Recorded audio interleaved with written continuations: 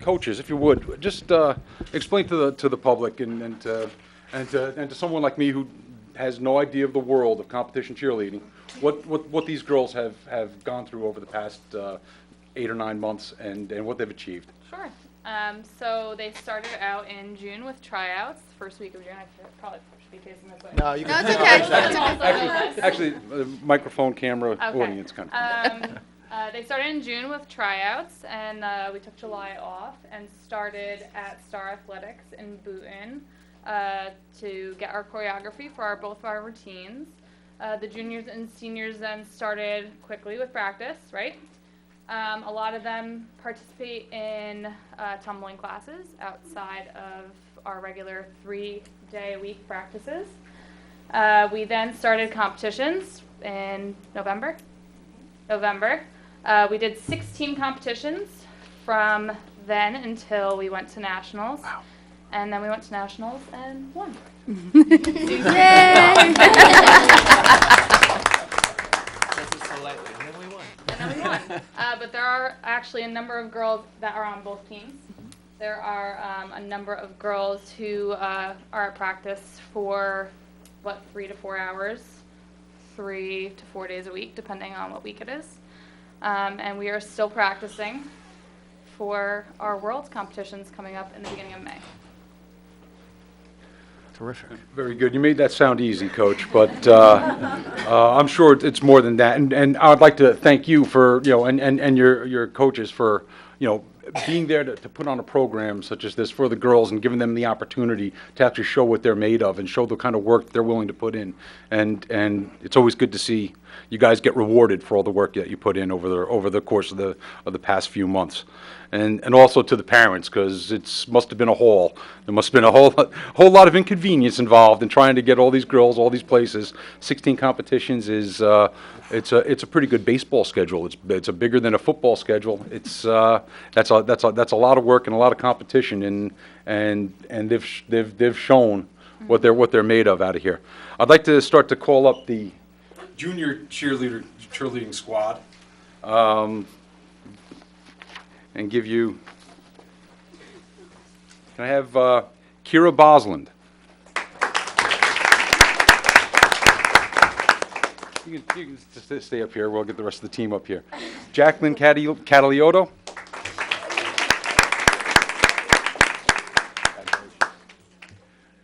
Julia Chantos.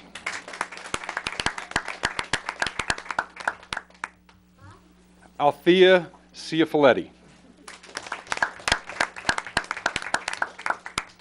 Gabriella Coppola.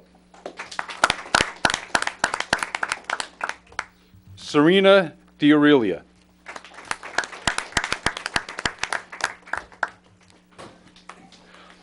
Alexis Demetriou. Juliana Demetriou. Juliana Focarino. Emily Gambarello. Alexa Gold. Alexa Graham. Noelle Lewis. Kendall Loweth. Annabelle Meehan. Abby Nadio. Sydney Pastor.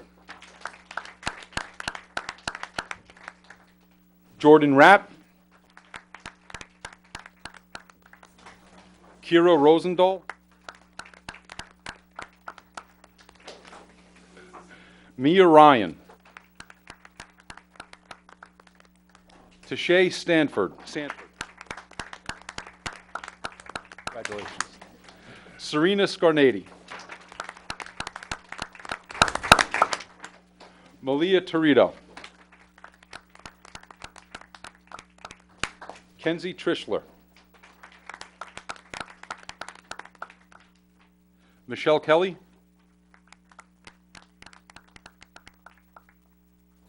Ashley Gullickson.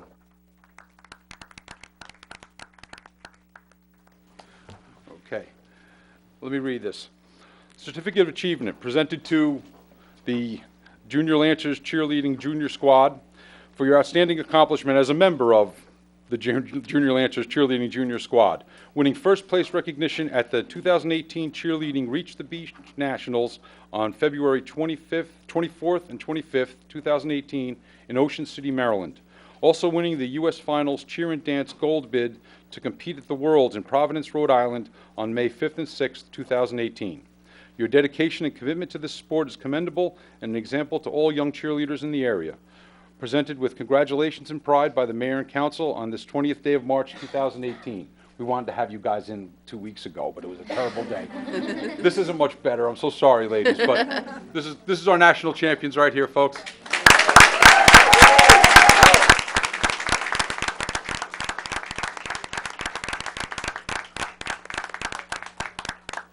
Take some photographs, or we can have these ladies sit down and bring up the seniors.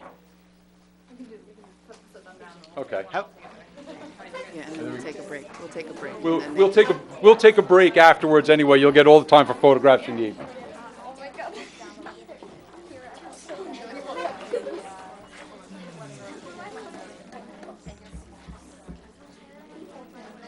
16. And now for the Junior Lancers Cheerleading Senior Squad, winning first place and Rec Traditional Level 2 Grand Champions at the 2018 Cheerleading Reach the Beach Nationals. I'd like to call up Kira Boslin,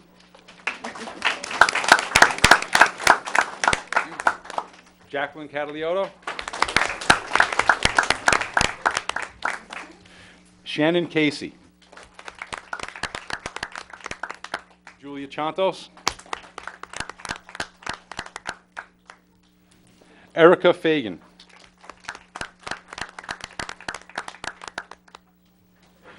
Juliana Focarino, Chase Fusaro,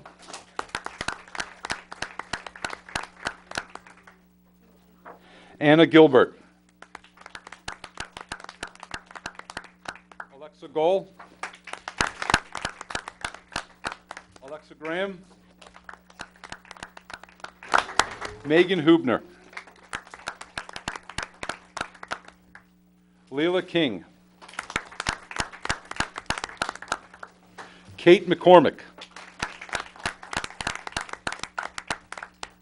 Congratulations. Hannah Nix, Melissa O'Meara, Sydney Pastor, Ava Powers, Jordan Rapp, Sarah Ristowski,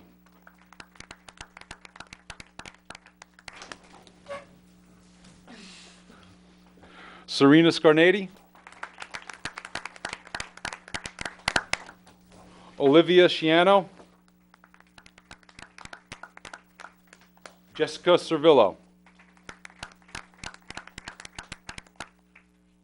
Samantha Servillo,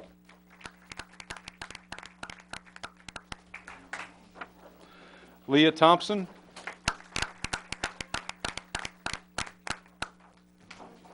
Haley Trichler, Kenzie Trichler,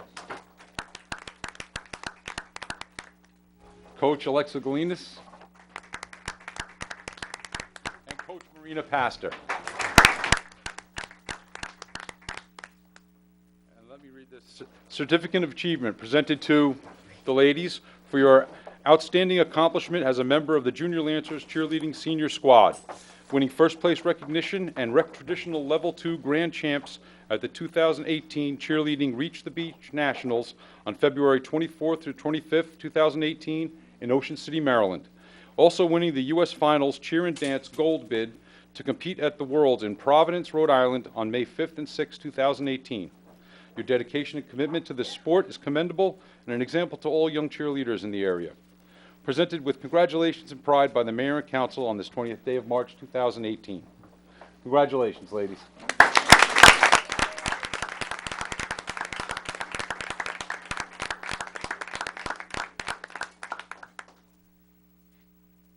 anything? No?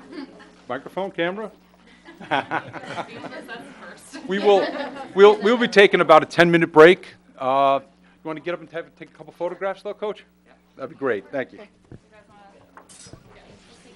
get little girls in the front, tall girls in the back. Everyone get up.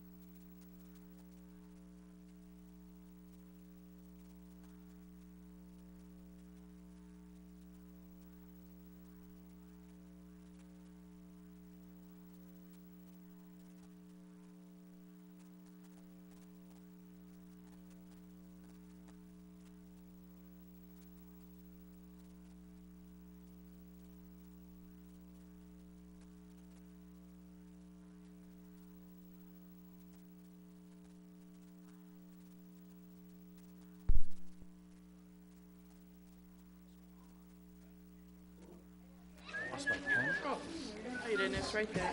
You're too young for that, John, or Jim. How old are you? It's hiding. How old are you?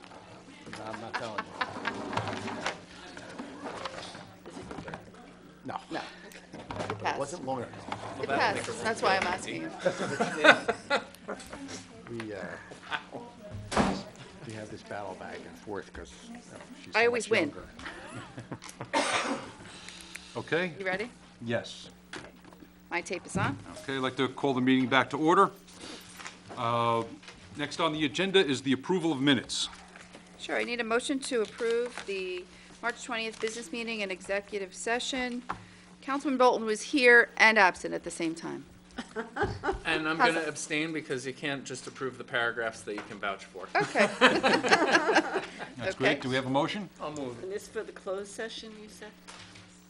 Business meeting Yes, and both. For both? Both. Okay, because we did have a discussion about the downtown, and I didn't see that in the minutes. Did I miss it? Downtown? The shopping center, the Fieldstone Shopping Center, we had discussed maybe a tax.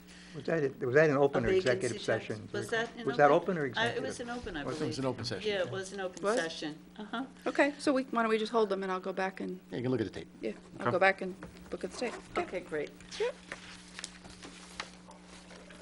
was easy. Next on the agenda is general public comment. Anybody wishing to address the mayor and council, please come to the microphone, state your name and address for the record. Try to make your statements brief and non-repetitive.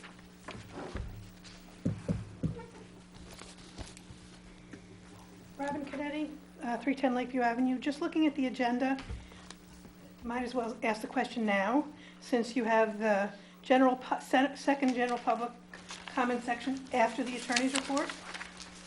Oh, no, that's the one we're still here anyway, so it doesn't matter. We flipped it good. We So we'll have a did it, chance to ask yeah. about the budget afterwards. Okay, thanks.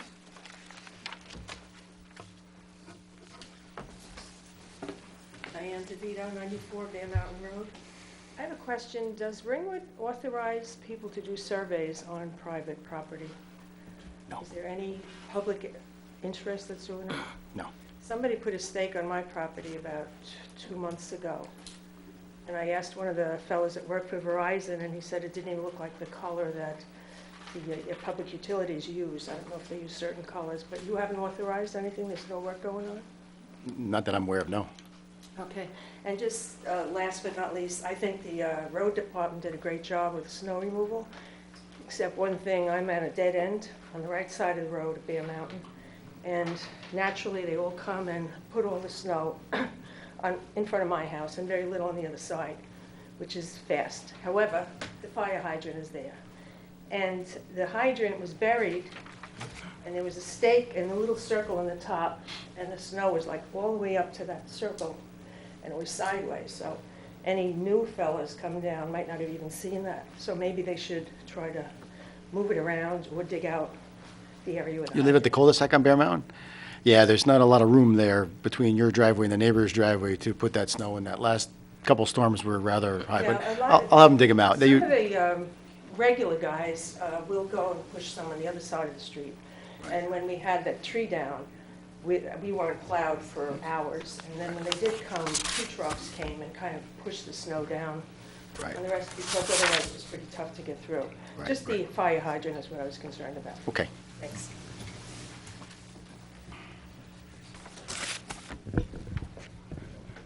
Hi, Thomas Conway, 19 West Circle.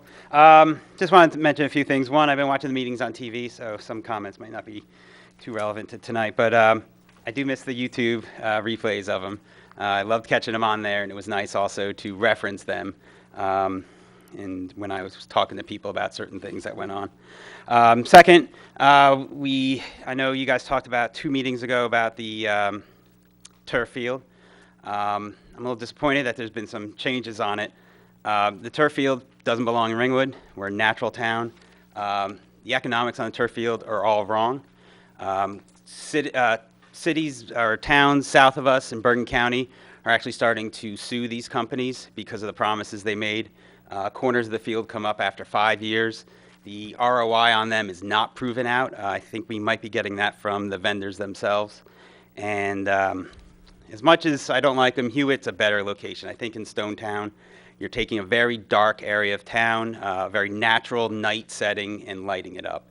And I know we'll try to put rules in, but those rules are quickly going to have to give way to something to justify the cost. Believe me, you're not going to shut those lights down at 9 p.m. in October. They're going to be on a little longer.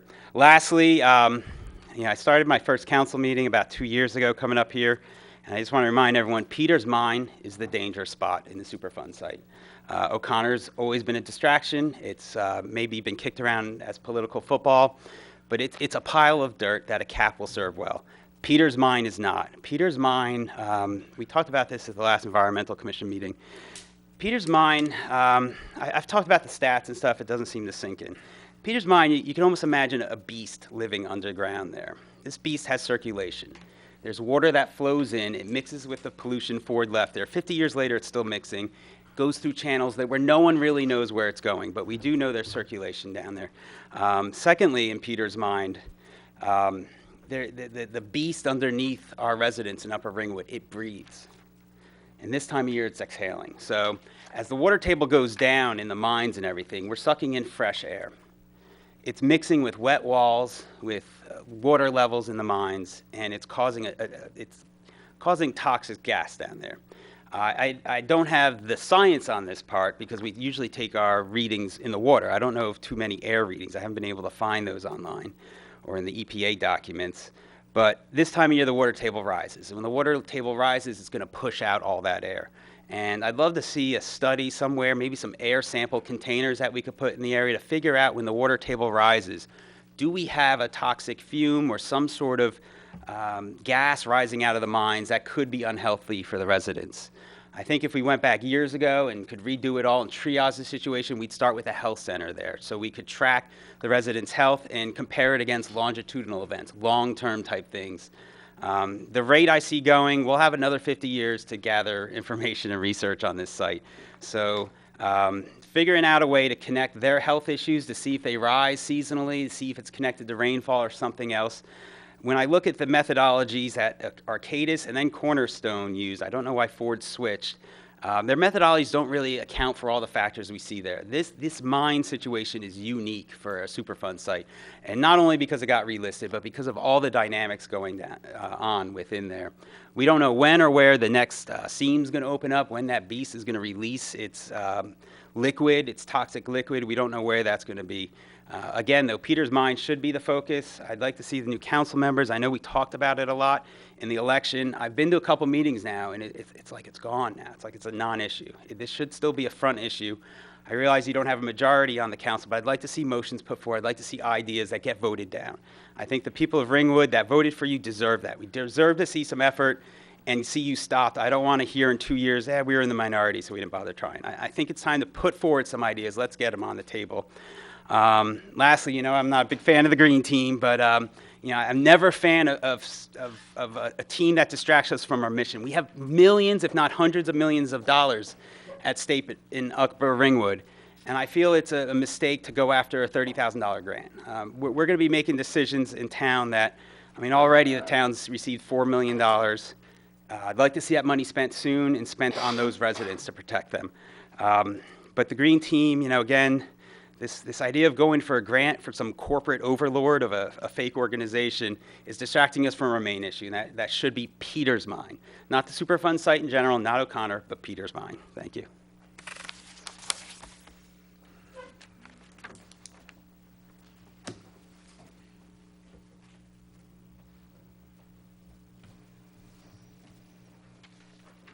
Hi, Venkatal, 24 High Point Lane. I want to agree with Mr. Conway on the turf field. It's just not right for Ringwood. I was surprised that there was a unanimous vote on it, especially in Stonetown, where the lease, I think with the Board of Ed, is really specific about lights. So that's something that has to be looked into. It was horrible for it because of the wetlands, and I can't believe that you spent all that money to have a plan put forth in Hewitt. Anybody could tell you by looking over there that you're right next to the reservoir, you're in wetlands, and there's a lot of trees that had to come down. So that was really a ridiculous idea. As far as the Superfund site goes, it's not really out of sight because the CAG meets every month. And Peter's Mine is a huge issue. There is lots of contamination down there. Also, earthquakes really take place in Ringwood, under the ground, in this area here. It's known for the fault, the Ramapo Fault. Every time there's an earthquake, things happen underground. Fractures in our fractured bedrock open wider, and more occur. So that is something that everybody should keep in mind as they go forward and start to think about what they're going to do with the Superfund site.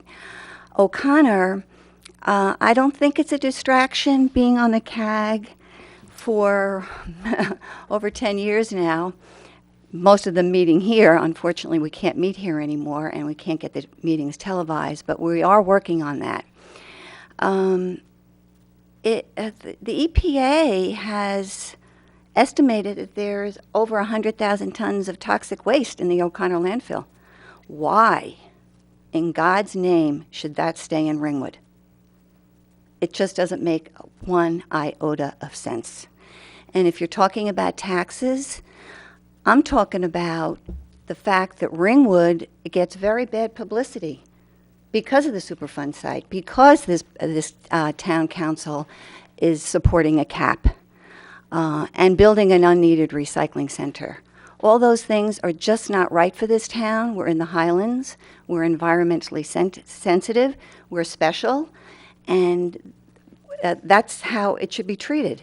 That toxic waste, there's people that live there. They want it out of there. They've been asking for it for over 10 years. And it was going to be removed until the Republican Council said no. And it's not a distraction. It should be out of there. We don't want it in Ringwood. We don't want Ford's toxic legacy here anymore. It's been too long.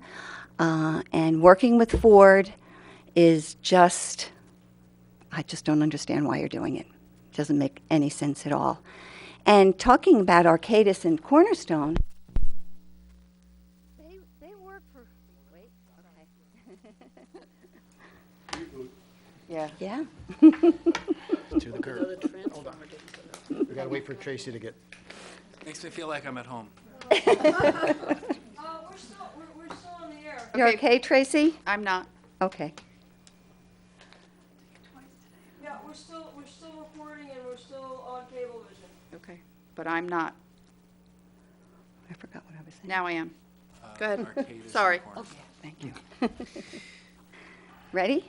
Yes. Arcadis and Cornerstone work for Ford. If you read their reports, there's not even a Superfund site in Ringwood. Everything's clean. XL works for the borough. If you read their reports, everything's clean in Upper Ringwood. Ms. Dodge says that our borough water is from a completely different water-bearing source than the water in Upper Ringwood. It's not true. All of Ringwood is in the Wanacue watershed. It all drains into the same area. So 2 of our wells are bedrock wells, 2 are sand and gravel. As a matter of fact, 2 of them are almost like next to the reservoir. So if you're worried about the reservoir, you got to worry about the wells. So when people, organizations or governments or anything, when they hire consultants, even though those consultants can be very good and they could look at it in a different way if they were hired by someone else, they're working for the people that hire them. And that's something to be really, really kept in mind.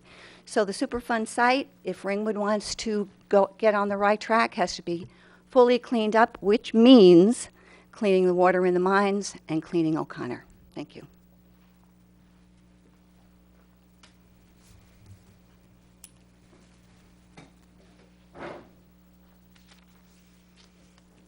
Rich Eversbach, 120 Upper Lakeview Ave. So last week, we were discussing some of these issues going forward, particularly with the Superfund.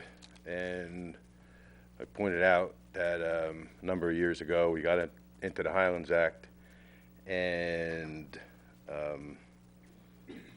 I read the resolution on there, and there's a listing of 3.5 million people drink the water, corporations drink the water, affordable housing, I'm not sure, there's a couple other things in there, but really nothing about Ringwood, and there's no mechanism to protect the taxpayer in Ringwood for supplying that water. And now, 10, 12 years later, we lost $15 million in ratables. So it is what it is. I don't know if we can go back and do anything about that. I know some people have brought some things up here, and maybe we can go back and look. But which is all well and good. I'm all for clean water, but why did the town get saddled with the responsibility for 3.5 million people's water? Where are those 3.5 million people now? And we're talking about the Superfund site and a cleanup that is going to ensue, or a capping, and it stands that the taxpayers are on the hook again for multiples of the 15 million. So I don't know what that comes out to per household, but the way I see it is that if that were to happen because somebody misstepped or didn't think it through what we're dealing with here, our property taxes we could see them going up and our values going down at the same time. So that's a concern, and particularly when, I don't want to pick on anybody in particular, but Kathy had said something at the last meeting. I think our insurance is there to protect us. Well, I'm reading the term sheets, and all this information I have here is right on the Borough website, so it's not, I didn't have to do a lot of research, and I didn't have to do a lot of reading. But it seems that there's a couple of issues I have. I guess the first one, before I get back to the insurance, is the rhetoric that goes on. The aquifer, it's these generalizations that are made that if you're not familiar with what's going on, there is a lot of moving parts in this thing. So to make a blanket statement like, well, all the water drains into the same place. Well, we're in the Delaware Basin, so all the water in the Delaware Basin drains into the same place too. So making a general statement like that, I think is misdirecting, or it evokes emotion, and it's a very emotional topic. But we're not going to accomplish anything. And the danger is, I think, and I asked the council last session, are you committed to first and foremost protecting the property tax, the people of the town that actually elected you? Are you here to protect them first and their property values, or are you here to protect people outside of town? I'm reading this insurance, and it says that there's been an agreement made years ago, or not too many years, a couple of years, where the Ford has agreed to pay 85% of the remedy that the EPA has come up with, and that's what they're going to insure us for. The insurance company is going to insure us for the remedy that's prescribed by the EPA. And I've seen, I think there's one report, it's like 4,000 pages. That's 2 stacks of pages this high of data. So we're not just making a blanket statement. I mean, there's been thousands of wells, thousands of tests on the water. And yeah, historically, have people done the wrong thing up here? Yes. But the way everybody comes up here and attacks this council and has attacked the council over the years You would think that this was the council that drove the trucks into the mine and dumped it in there. We're not. We're left with cleaning it up. And the people that live in the town are on the hook for that bill if we don't follow what the prescribed remedy is. I mean, it's pretty clear. I mean, I read the state, or the when you had gone to the hearing for the CAG, for the petition, and I give you guys a lot of credit for stepping up. I mean, we have an empty room here most of the time, and you guys are here, sitting here, so I give you a lot of respect and a lot of credit just, for running. I probably disagree with you on a lot of issues, but, I mean, even the judge says in that hearing that the town is going to be on the hook for, or that we have to say in this resolution, or sorry, what's the Clarifying statement, or the yeah, question? in the ballot question, that you would have to say that there's consequences here, and that it's not hypothetical. And it goes on to say, in fact, it's a breach of contract. So, to make a statement like, I think the insurance is there to protect us, I'm not sure where you're getting that from. I mean, I'm reading unless you're seeing something that I'm not, I'm reading the documents that are right on the website. Anybody can see them. It's, I'm kind of new. I'm still, there's a lot of documents on there, but it doesn't take that long. It takes about an hour or two, at least, to get an idea of the magnitude and what's going on. I've dealt with insurance companies my whole life, and I've never, gotten more money than I thought I was going to get. It's always a fight. That's what they're doing. They're insuring us for certain things, and that's it. And if we deviate from that, what's going to happen to the rest of the residents? So, you guys are here. You might be here. Where are we going to be in 2 to 4 years from now? But this kind of, you talk about the reputation that Ringwood has. Well, I don't think that's coming from trying to clean up the site and doing what's right over here. To say that there's 100,000 tons of toxic waste there is just, it doesn't reflect fact. That's what's given the town a better reputation. A year or two ago, we had a plumber come into my house from West Milford. Oh, the water in Ringwood is bad. Now, why are they getting these things? Where is this, where is this coming from? I think if we want to be responsible, we need to really reflect on some of the data and some of the facts that are there, and not just make this, broad statement of conjecture and whatnot.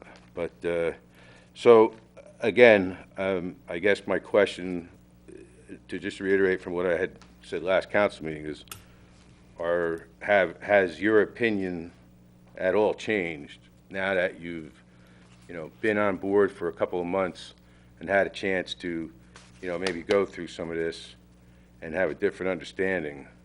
And where do I stand in your mind on how we're going to go forward with this? That's pretty much it. Thanks.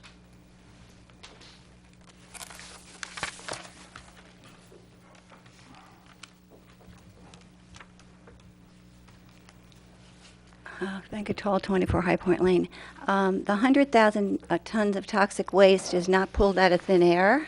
It's something that has been documented by the EPA. The preferred remedy originally was cleaning up O'Connor landfill. The borough did not want to do that. They want to keep the stuff there. So the term sheets are contracts that the borough made with Ford and the insurance companies without anybody knowing about it. And it was revealed in the record that these term sheets were in fact pretty well underway. And the judge, I was at that hearing, and he said Ford could sue the borough for breach of contract.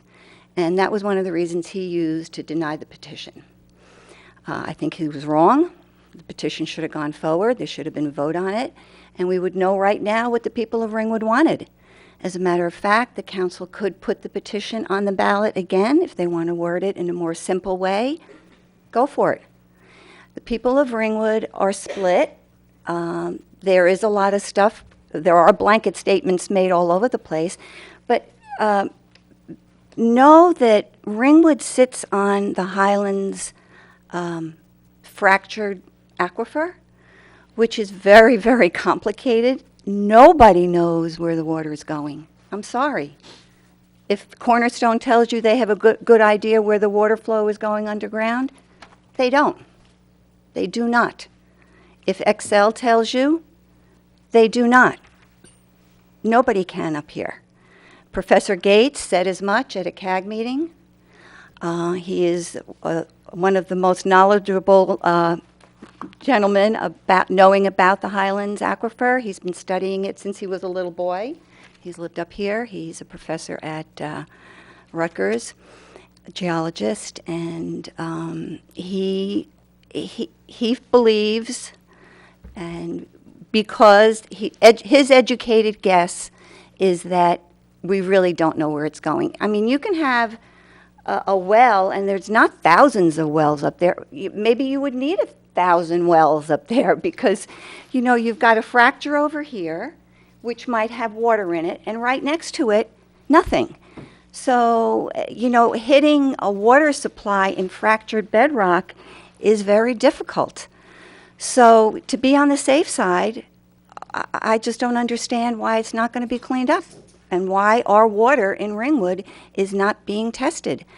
At our last CAG meeting, we have a new technical advisor who is representing the CAG, and we asked her what she thought about testing the wells in Ringwood, and Professor Gates feels the same way.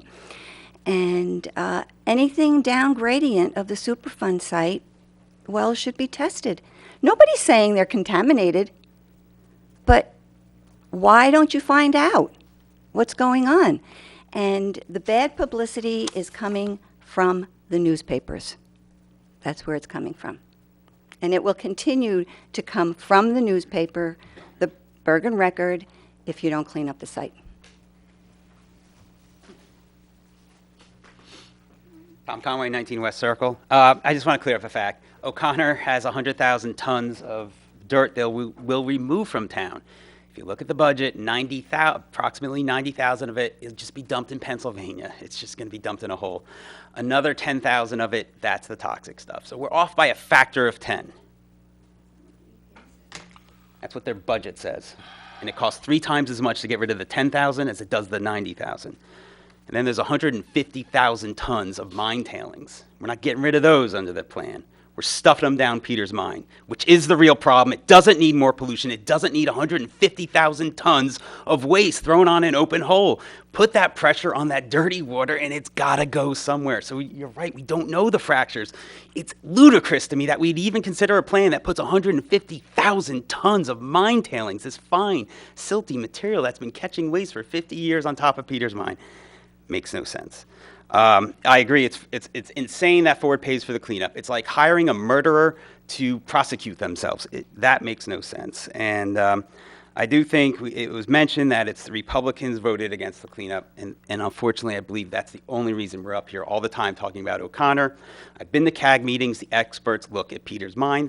The technical advisor that the EPA got, who works at 30 other sites, they're in bed with the EPA like everyone else. Fraud agency. But that lady also, when she looks at the facts, she says Peter's mine is your worry. O'Connor's not leaking off site. They really don't. It'd be nice. I wish I could wave a magic wand to make the 10,000 tons of toxic waste that is caused in the budget for a higher disposal go away, but we can't. There's 2 different line items in the budget. I'd be happy to show those to everyone, but we are off by a factor of 10, but these are facts. I'd love to see some way to maybe I'll bring a poster board of the budget next time, because we've been dealing with this for 2 years now. 10,000 tons.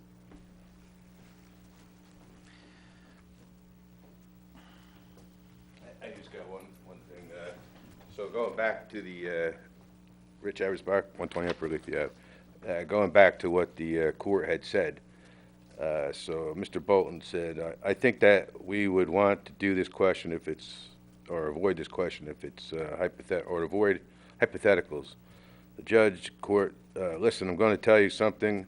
It's not hypothetical. Can't put a dollar amount on it. Can't put a word. I can put a word substantial. I mean, I don't know what the ultimate damage would be, but you not going to say to a voter, yes, we'll do this. There's no consequence. I mean, if I really wanted to say which could result in substantial damage against the borough and result in substantial increase in your property taxes to pay the award. So it's not a possibility. The insurance companies have been pretty clear that they're not going to pay for to clean up O'Connor, which is not affecting any water supply. So, you know, to stay on that and to have stayed on that for so long, I guess you could argue that, you know, it's environmentally irresponsible when Peter's mine is right there. And if everybody was on the same page, maybe focused on that, maybe we could have done something. You know, now we're in a situation here where we keep pushing O'Connor, and, you know, is the technology going to change? Can we get the mine clean? I don't know. I haven't seen anything that says that we could actually do something with that. It hasn't impacted anybody in 50 years. You know, this fractured bedrock thing where, you know, we have these images of water just like, you know, gushing through underground and into our wells. It's just not responsible, and I kind of resent it as a resident, to be quite honest with you. I think that the town has been faced with a very difficult situation, and that stuff's been there laying around for 30 or 40 years. It's gotten cleaned up. I think the EPA had said it was clean. We all know it wasn't. And they went back and cleaned it up. I don't know who's arguing, other than a handful of people, that there's still a problem that O'Connor is causing. So, you know, we're muddying up the waters here, and it's just making everybody's job difficult, if not impossible, to get a result that, you know, I mean, I'm all for whatever has to be done, and let's do it. But why am I responsible for 3.5 million other people? I mean, somebody said that, you know, and of drinking water. That to me seems like a state problem or a federal problem. And, you know, I mean, the term Superfund, I think, came out originally when there was actually a fund to pay for the cleanup. You know, to even remotely give a chance to throw this on to the residents of the town. We didn't dump the stuff there. How do I become liable for everybody else in the state? In my opinion, we should be getting an extra 15 million in ratables for the water that we supply to everybody else, and we lost 15. You know, and now we're talking about a situation that could result in multiples of that, and not impact any environmental change whatsoever at all, and we're all on the hook. You know, so it's. I'm looking forward to hear from you guys. Thanks. All right, thanks, Rich. See, no one to move to close public session. Oh, hold on. Get one more. Peter Sando, 24 High Point Lane. Yeah, well, as we can see here, you guys have a lot of discourse to sort out in the future here. And the last time I was here, I was talking about questioning the glitches in the cable system and in our public access. And You addressed the fact that the server was broken, and I'm happy to hear that it's fixed. And, but I did see on the website that there's a problem with our streaming. But one thing that you did not address was the fact that for the past 2 years, up until October of 17, the meetings were being uploaded to YouTube, to a Channel 77 Ringwood YouTube channel, which I thought was great because, you know, if any research had to be done, you know, maybe they didn't get a lot of views, but, you know, like it's like a book on a library shelf. It's there for reference. And I thought it was a great improvement because not everybody has cable vision. Not everybody, I know there's been some talk about streaming Facebook Live. Not everybody is into Facebook, but most people can access the internet. If they don't have it at home, they can access it at the library. And my question is, why was it suspended in October of 17, and can we restore it? And I don't think it's a big deal. I have a YouTube channel for my music. I can upload a video in like 15 minutes.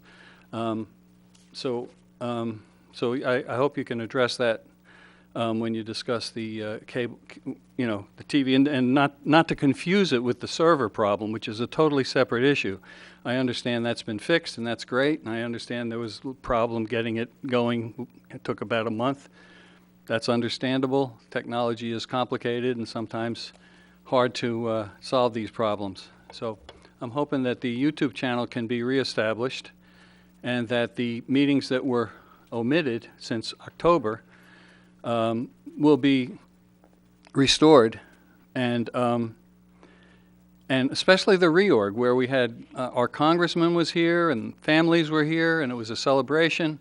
There was, you know, there was a singing of the of Kathy's daughter performed at it, and it's gone. You know, like, so it would be really great if we could. I'm sure that Tracy has those videos files established, that we could get them back up on YouTube. I don't know. I understand that your assistant was taking care of that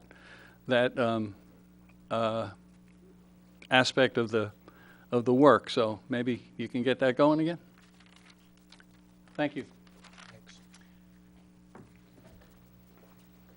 Just a PS to that. Diane DeVito, Bear Mountain Road. About 22 months ago, I asked if you would please send out mailers to the public in Ringwood about that pie and where all the money is spent. Without seeing the programming the last couple of months, we've missed the meetings, but I think a lot of people have no clue on how the money is being spent in this town. I would like to see that mailing come out with all the money that's spent around here. Thank you. See no one, move to close public session. Second. Roll call on closing public, please. Sure. Councilmembers Bolton? Yes. Davison? Yes. Ferretti? Yes. Deputy Mayor Martucci? Yes. Councilwoman O'Keefe? Mayor Spear. Yes. Anybody like to address what we've heard of public portion? You want me to address the video/YouTube? Certainly. Actually, you know what? It'd probably be better if I asked Tracy to come out from the back and address this.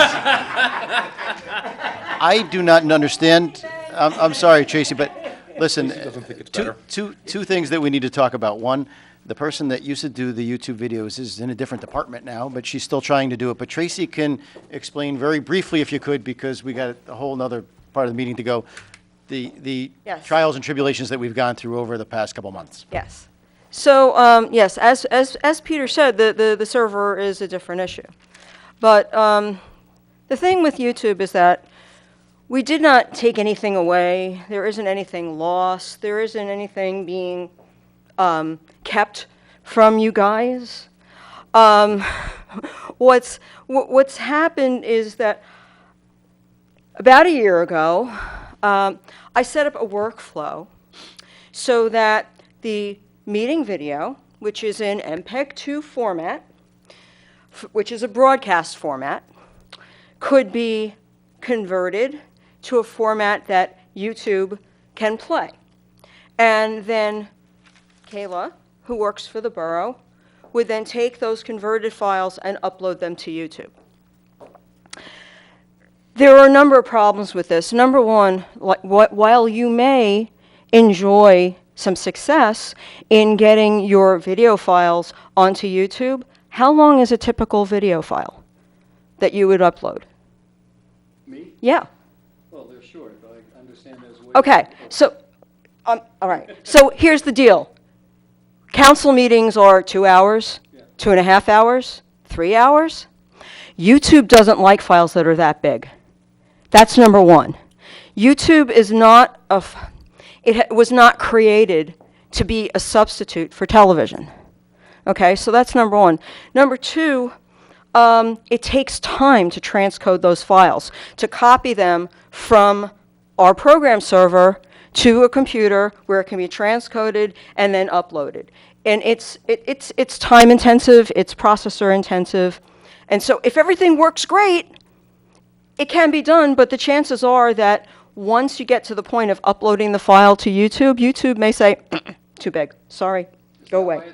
We're not going to have an interaction Okay. back and forth. All right. But what I am saying right now, we have been trying to reinstitute the workflow, but there's a problem with the computer that's been used for that process.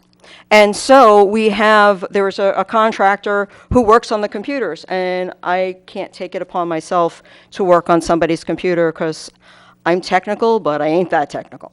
So, we're working on it, but the point is that, our mandate as cable TV is to put the programming on cable TV. And when I started doing this, I found a way to stream our channel for free. That forum no longer exists. Okay, Ustream, which I was using, was purchased by IBM Cloud, so that no longer exists.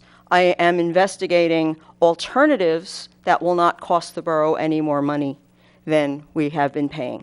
So that's where it is. I'm trying to yes. And to further complicate that problem, we have put a lot of different programs on our computers here for protection of all of the borough data, and which also complicates it. What further complicates it is we have a very difficult internet provider that has very spotty service, and they have had a hard time giving us consistent internet service that we all have trouble with on a daily basis here. So while she's trying to upload this thing, because I'm not very technical when it comes to that. Very large video files. That also takes long periods of time, and if you don't have consistent service while you're doing that, that's a problem. So yeah, all of these things it's competing for bandwidth. So all those things that, and I apologize for bringing you out here, but I knew you could explain it better than I could, and so I thank you for that. And all of these things we've been working on, and I appreciate your time to try and get these things resolved. I know Kayla tried to upload all of the things again, and experienced more problems than you met with her again today. So yeah, I came in today just to see what the problem was, and it's not what's in there, it's the way her computer is configured right now. And I don't have the expertise to fix that. And nor do we let just anybody work on our computers, I'm sorry. So anyway, we will work through all that stuff, and hopefully we will resolve it soon. And so I thank you for that explanation. Okay. And we're going to continue with the meeting if... Okay. Thanks for coming All from right, behind my the curtain. pleasure. Thank you, guys. Thank you, Tracy. Now, back to our regularly scheduled program. Sorry, Mayor, I just thought it would be better for her to explain. No, that was very helpful. All right. Move on. Anyone else? Okay. Moving on with the agenda. Next is old business, public hearings and final passage of ordinances. Counselor. Okay, yes, Mr. Mayor, we have a series of ordinances that will be publicly heard. These are second readings. The first ordinance will be number 2801. Now, these ordinances have already been advertised in the newspaper. They're announced, they're introduced at the last meeting or the meeting before that. If I could have a motion to read 2018-01 by title, please. I'll move it. Do we have a second? Second. Thank you. Roll call, please. Read by title. Councilmembers Bolton? Yes. Davison? Yes. Moretti? Yes. Deputy Mayor Martucci? Yes. Councilwoman O'Keefe? Yes. And Mayor Spear. Yes. Okay, an ordinance amending Chapter 18, Water and Sewer, the revised ordinance of the Borough of Ringwood, Section 18-9, charges for water to to amend various fees.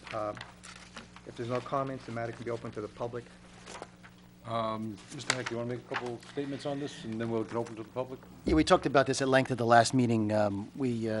This is a water and sewer, which is really just water rate increases. We have our hourly rates that reflect the actual costs of our union contract, and we increased the rates approximately 4.5%. The water system has a lot of new regulations. We have a lot of loss of revenue this year because it was such a wet year. We are still significantly below any other town around us. We try to keep the water rates low. The new state regulations are going to require us to do a lot more work on our valves and a lot more work on our maintenance, and there's a cost for that. As you know, the water rates are only for the water users, so it's not in the tax base. So only the water users will be paying for this. The people that have their own wells or people that live in Stonetown don't have municipal water. So that's why this is in a separate ordinance.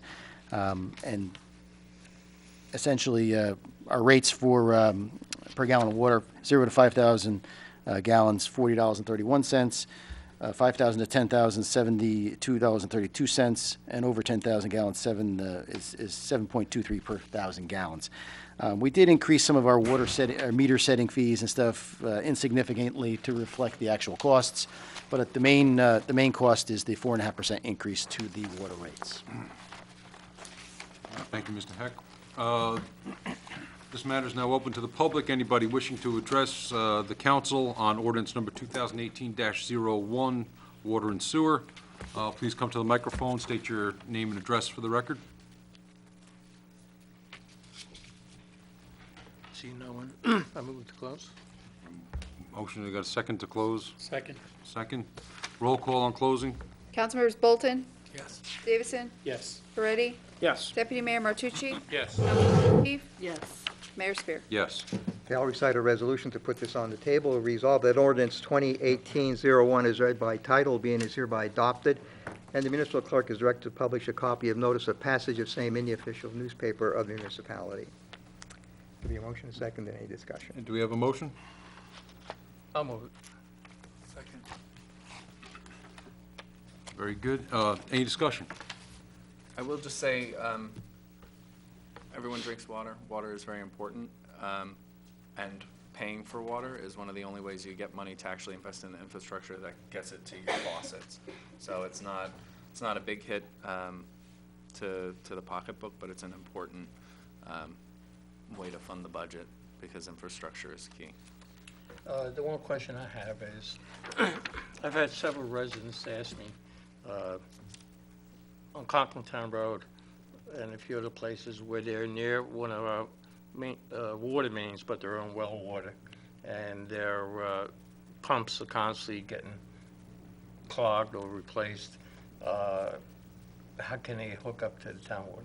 Some of those same residents, believe it or not, have called here, and we do need to do some expansion projects. We've been focused the last couple of years on the tanks and the infrastructure of the system, the constant monitoring and the testing that we have done. Actually, at each site, we've been spending the money and the infrastructure on that and the water modeling. In the very near future, I think we should do a couple of those areas where we can expand water into areas where there isn't water. That would be done with an assessment project where the users actually pay a portion of that. They would have to buy into the water system. The reason you have a hookup fee for the water system is the residents that have water have paid for all that infrastructure, and you have to buy into that in order to, because they've already paid for the water mains, they pay for the tanks, they pay for the pumps.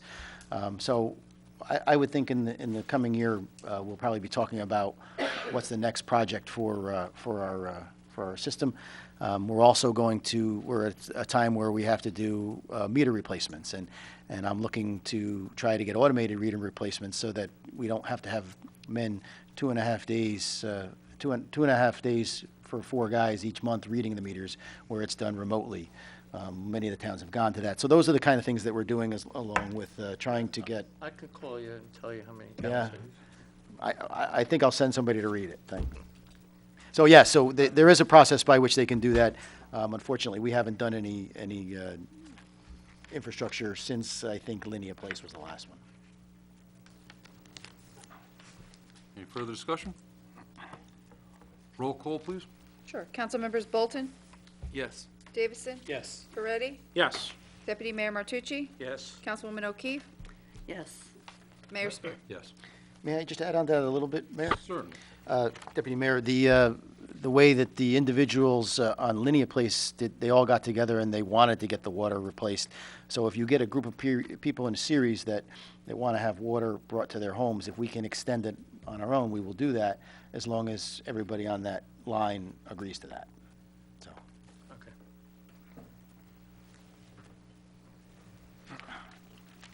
And we want to sell water. yes. Selling water is good. Moving on, next we have ordinance 2018-02. And, yes, 18-02, if I have a motion to read by title, please? I'll move. Second? Roll call, please, and read by title. Councilmembers Bolton? Yes. Davison? Yes. Peretti? Yes. Deputy Mayor Martucci? Yes. Councilwoman O'Keefe? Mayor Spear. Yes. Okay, an ordinance amending Chapter 12, Building and Housing of the revised ordinance of the Borough of Ringwood to amend Section 12-1.4 fees. Okay, Okay. Thank you. This matter is now open to the public. Anybody wishing to address the council on ordinance number 2018-02, building and housing, to amend fees, please come to the microphone, state your name and address for the record. New Jersey needs 100% farmland, better open space and historic prevention and farmland prevention. And this goes for Ringwood, Passaic County, and the Board of Education of New Jersey. Thanks, Mark. Thank you. Mayor, I'm sorry, did you want me to read what this is all about, or was last meeting enough? Last meeting was rather voluminous, but we can take like an abbreviated shot at what's going on here with the building fees. There's a bunch of different changes in our fee structure for our building code. Do you want to? This came from. You can't even summarize that, I can you? I can summarize it. This came from the building department, and they did a great job of a summary, which we read into the record at the last meeting.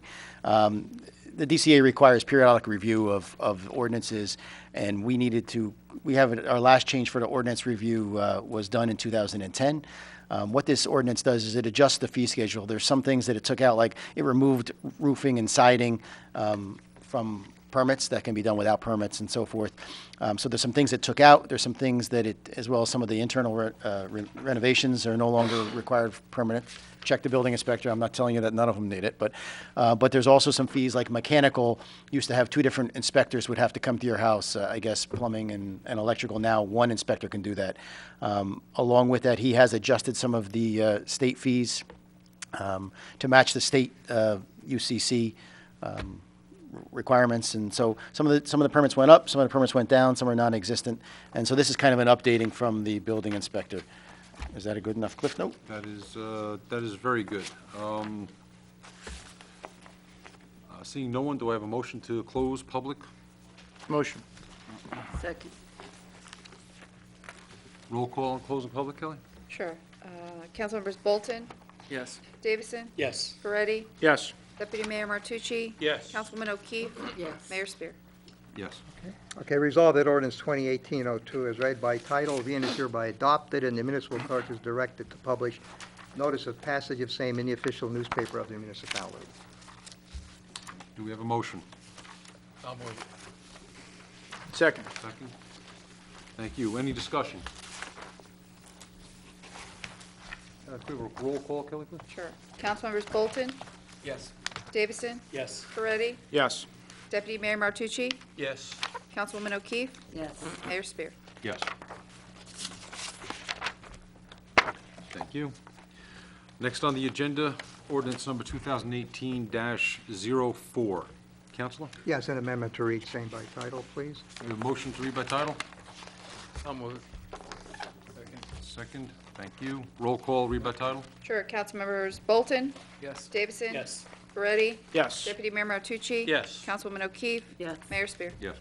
Okay, an ordinance amending Chapter 15, Fire Prevention and Protection of the revised ordinance of the Borough of Ringwood to amend Section 15-1.8, additional required inspections and fees, and Section 15-2.3, applications for inspection required fees. Okay, this matter is now open to the public. Anybody wishing to address the council on ordinance number 2018-04, amending Chapter 15, Fire Prevention. Please come to the microphone, state your name and address for the record.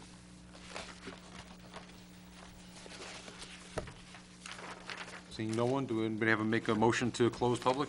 Motion to close. Thank you. Second? Second. Roll call on closing public? John? Sure. Councilmembers Bolton? Yes. Davison? Yes. Moretti? Yes. Deputy Mayor Martucci? Yes. Councilwoman O'Keefe? Yes. Mayor Spear? Yes. Okay, resolved that ordinance 2018-04 is read by title, being is hereby adopted, and the municipal clerk is directed to publish a copy of notice of passage of same in the official newspaper of the municipality. Move it. Second. Thank you. Any discussion? Thank you. Roll call, please. Councilmembers Bolton? Yes. Davison? Yes. Moretti? Yes. Deputy Mayor Martucci? Yes. Councilwoman O'Keefe? Yes. Mayor Spear? Yes. And finally, in the old business section, we have ordinance number 2018-06. Yes. Motion to read by title. Do we have a please. motion to read by title? I'll move it. A second. Roll call and read by title? Sure. Councilmembers Bolton? Yes. Davison? Yes. Moretti? Yeah. Deputy Mayor Martucci? Yes. Councilwoman O'Keefe? Yes. Mayor Spear? Okay, an ordinance to amend Chapter 2, Administration, Article 8, Administrative Policies and Procedures, revised ordinance of the Borough of Ringwood to add Section 2-62, Sale of Borough of Ringwood Centennial Memorabilia.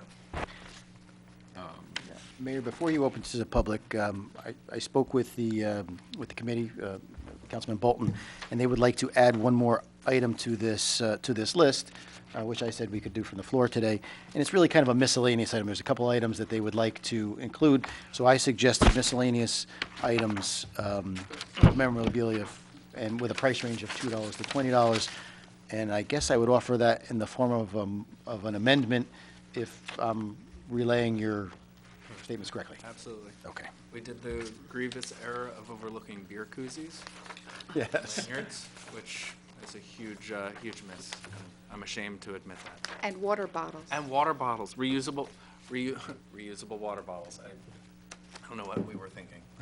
So I assume that the attorney would consider this a minor change and something Yes. that could be subject to Yes, amendment. there should be a motion to amend now, please. Make the motion to amend as described. Motion to amend. Do we have a second? Thank you. A Do we need roll a call. roll call on the On the amendment? Yes. Yes, roll call on the amendment. Go ahead. Sure. Councilmembers Bolton? Yes. Davison? Yes. Moretti? Yes. Deputy Mayor Martucci? Yes. Councilwoman O'Keefe? Yes. Mayor Spear? Yes. Okay, at this point, we're Open to going the to open to the public. Anybody wishing to speak regarding ordinance number 2018-06, regarding the sale of Borough of Ringwood Centennial Memorabilia, please come to the microphone, state your name and address for the record. Do you know when I moved to close public? Second. Thank you. Roll call on closing public, please. Councilmembers Bolton? Yes. Davison? Yes. Moretti? Yes. Deputy Mayor Martucci? Yes. Councilwoman O'Keefe? Yes. Mayor Spear? Yes. Okay, ordinance 2018-06, as amended, is hereby adopted, and the municipal clerk is directed to publish notice of passage of same in the official newspaper of the municipality. Do we have that motion? I'll move it. Second. Any discussion on ordinance number 2018-06 as amended? Could we have just started with saying miscellaneous memorabilia, $1 to $50, and called it good? Mayor, there was a whole list, Yes. and rather than adding a whole nother list of... I appreciate it. This was my suggestion. It works for me. A sound one. With no discussion, let's have a roll call, please. Sure. Councilmembers Bolton? Yes. Davison? Yes. Moretti? Yes. Deputy Mayor Martucci? Yes. Councilwoman O'Keefe? Yes. Mayor Spear? Yes. Very good. Next on the agenda is new business. I believe we're moving into our budget introduction portion of our Correct. evening. Correct. Oh, the fun. Counselor, do you want to Yes, well, this, start all right, this? okay, this will be an introduction, there will not be a public hearing on this Yes. particular ordinance this evening. Again, motion to read by title, please. I'll move it. Second. Roll call and read by title. Councilmembers Bolton? Yes. Davison? Yes. Moretti? Yes. Deputy Mayor Martucci? Yes. Councilwoman O'Keefe? Yes. Mayor Spear? Yes. Okay, it's ordinance 2018-03, calendar year 2018 ordinance to exceed the municipal budget appropriation limit and to establish a cap bank in accordance with NJSA 48:4-45.14. I'll recite a resolution to get it on the table for discussion. Be it resolved that ordinance 2018-03 is hereby introduced, and that the municipal clerk is directed to publish a copy of said ordinance and notice of hearing in accordance with law, with the public hearing to be held at 7:30 p.m. on April 17, 2018, at the Municipal Building, Ringwood, New Jersey. Can be motion second. Any discussion? Do we have that motion? Motion? You, second? Second. Any discussion? I have an explanation for this, if you would like me to go through it, Mayor. Yes. Certainly. Every year, I don't know where the state gets these names, establish an ordinance to exceed the municipal budget appropriation limit. Don't like that. That's not really what this is doing, but this establishes a cap bank in the event that you do that. Like our school has done that, and they've utilized it for different issues that they've had. But this is really what we're doing this evening. The state has imposed cap limits on the budget. What that means is you can only increase your budget for items that are within the considered cap. There's things that are in cap and out of cap, and that's outlined and contained within the budget. As an example, this year, the 3.5% cap on spending would allow the borough for an appropriation of $14,026,780.99 for items that are inside the cap expenditures for the budget. This year, our proposed budget is at $13,015,743, which is what's being proposed this evening, which is $1,011,037.99 below the allowable cap. It's not actual money, but it's below what the state would allow you to do according to the cap laws. So then that $1 million isn't really physical money, but it's actually like budget credits. So as an example, this year we spend $1 million less than we could have. So you bank that ability. It gives you the ability next year, if you have a crisis or a large project, that we can apply to the fund to utilize this cap. So you can, so let's say that next year you wanted to build something, or you had some type of budget crisis. You can say, okay, you're allowed to have the $14 million. Last year you didn't use that $1 million, so you can apply to the state to use that to go over the cap. It's not actual dollars raised. They limit how much you can actually go above cap. So what this does is it gives you the ability to apply for this next year if you actually need it. Essentially, the cap bank is an ordinance that's passed each year and is used as kind of a good fiscal tool if you need it for future projects. The school has used it because they ran out of salary and wages funding, and they've used it. It has no impact on surplus or on this year's current budget. After 2 years, the cap bank, which is a revolving cap bank, disappears, and it replenishes with future budgets. So essentially, this is just a credit that you can apply to use to say, hey, state of New Jersey, we have this going on in our town. We didn't use that, go to the limit we did last year, so we're going to this year. Passing a cap bank is not an ordinance that's required by law, but our auditor recommends it each year, and it's a non-spending safety net if you go above the cap in future years. We have not gone above the cap since I've been here, nor are we this year. But without this ordinance, if you don't have this ordinance in place, you don't have a mechanism other than an emergency appropriation to apply to go above if, in fact, you had some crisis that's unknown in the future. So this is kind of a safety net. If, in fact, next year you had this problem, you were under the cap this year, you can apply to use that credit for next year. So it's not real money. It's just the state's fictitious number. It's not a bank. Nope. It's not a credit. It is the authority to take more money from the taxpayers. The bank is the taxpayers. We can take, up to the cap limit allows us that $14 million number. Correct. We are currently within that cap. Our budget plan is $1 million less than that.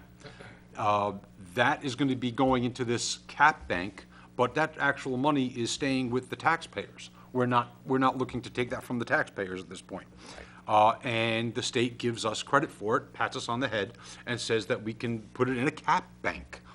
That's just ridiculous, but that's what it is. But- There's no money there. No, but. The money's with the taxpayers. If you have a catastrophic event, okay, hurricane, tornado, disaster, it gives you, it gives you the ability to tap into that money and, Gives you the ability to go above the cap. Yes. Right.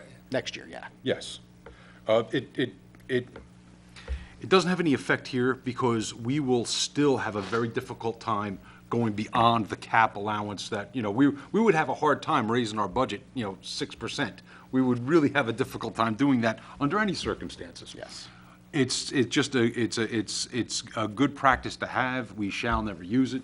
And we've just been passing these ordinances and keeping the cap bank alive, but I think we continue to do so this year. There would actually would be foolish not to. We don't have to spend it.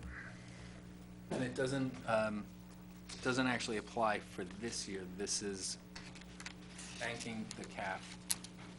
for next budget. It's future taxing For authority. 19. Right, like, in order to access this, we would have to raise taxes. Well, last year, we had a cap, we didn't go to cap either. And let's say if we had a budget crisis this year, we could apply to the state to use last year's. But now, last year's, every 2 years, it drops off, so you only have 2-year bank available to you So this is for, next year. hypothetically, next year's budget or the year after that. Correct. And without it, hypothetically, then there's also just the ceiling. Like, even if you needed to, you can only raise taxes so much to cover the budget without this. You can't exceed cap without this ordinance. Does the schools cap come out of this? This No. doesn't cover the school That's budget at all, okay. it's just the parallel. Because I know that's part of what led them to make harder decisions that they did not want to make necessarily. was They that have slightly different rules on their cap, but yes. Right now.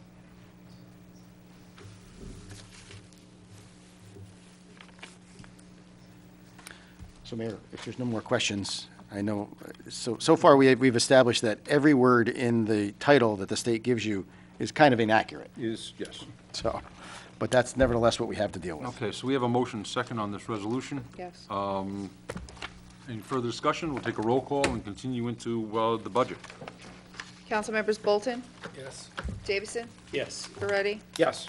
Deputy Mayor Martucci, Yes. Councilwoman O'Keefe. I'm going to abstain. I'd like to get a better understanding of all the budgets, and I think we talked about maybe meeting with Chuck Ferrioli. And it might be a good idea to have him appear at a public session, since I hear some concerning questions regarding budget and how it works and how the pie is cut up. So I'm going to abstain on that basis. Mayor Spear. Yes. Yeah, can I just say something? Sure. Ryan was in all our budget meetings. Uh-huh. I don't know if you guys communicated or not, but, I mean, I've been out of town for a week and a half on business. I just got back. I haven't communicated with my 16-year-old daughter yet. So, no, I haven't, and I would like to get a better understanding. okay, so can we get a yes or a no? I'm just abstaining. It's okay. All right. Resolutions, Mr. Heck. Okay. Resolution, this is 2018-90, County Fair? This would be Yes. for the municipal budget. Municipal budget of Borough of Ringwood, Passaic County for fiscal year 2018, be it resolved, the following statements and revenues and appropriations shall constitute the municipal budget for year 2018. Be it further resolved that the said budget be published in the Trends issue of April 8th, 2018. Is that still correct? I'm sorry. That- Yes. Okay. The governing body of the Borough of Ringwood does hereby approve the following budget for 18, and this is for the introduction. And we give notice that the public hearing will be May 15th here at the Borough Hall at 7:30 PM, which objections of the said budget and tax resolution for 18 can be discussed with any other persons of interest. That's on page 2 of the document that each of you have this evening. The budget dollar amount for this year, that's introduction, and again, we're probably going to continue to work on the budget throughout the next month or so, is $15,964,620.21, which is approximately $100,000 lower than last year's introduction. Excuse me, $95,994.63.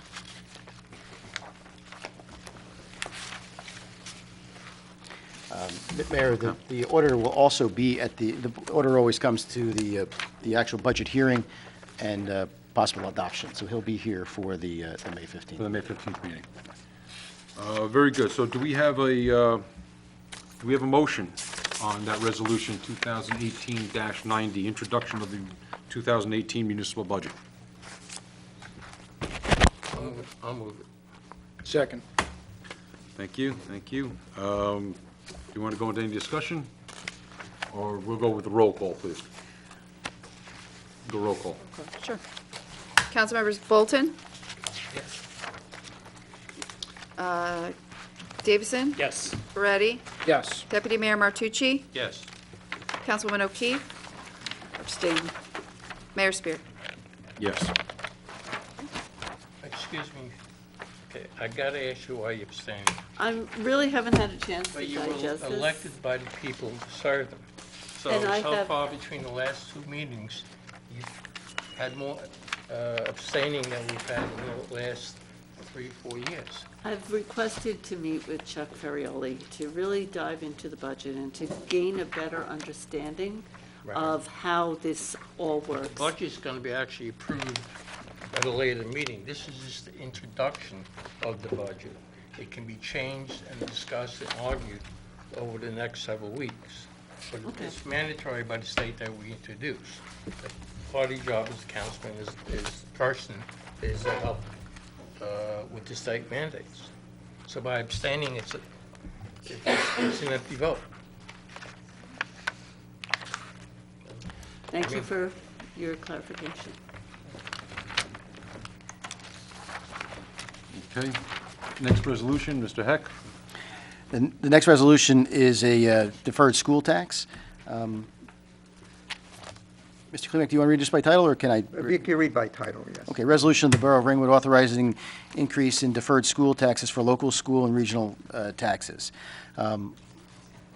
Every year, this is Resolution 2018-91, we pass an ordinance each year for the deferred school taxes, which acknowledge that we collect the school taxes for the school, and it is in a recognition that we do this in a calendar year for the tax billing versus the school year, which is June to June. We actually collect 6 months in advance, which affects our surplus.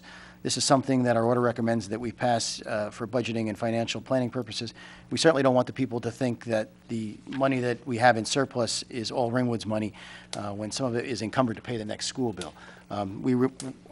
Our calendar year is January to January. The schools is June to June. Obviously, they do that because of a school year process. So the money that is encumbered, the deferred school tax, we tax people now and we defer the payment till later. So this is just an acknowledgement of that, and it's a resolution for that we've done every year for, I don't know, 20 years probably. Very good. Do we have a motion on Resolution 2018-91? Move it. I'll second. Thank you. Any discussion? Roll call, please. Oh, sorry, Mr. Bolton. So these amounts are on our balance sheet longer than they should be. Like, this is money that we're going to have, but it's not ours, and it'll go Goes later. to the accounting year And it's, and school year.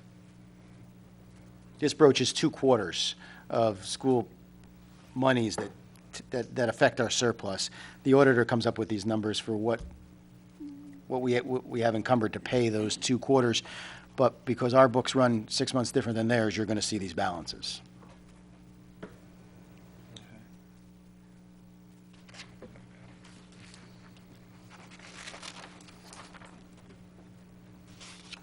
we just hang on to it because they're to pass on. Like, I almost want like the calendar, so it's like they run June to June. They run June to July June. 1 to June 30.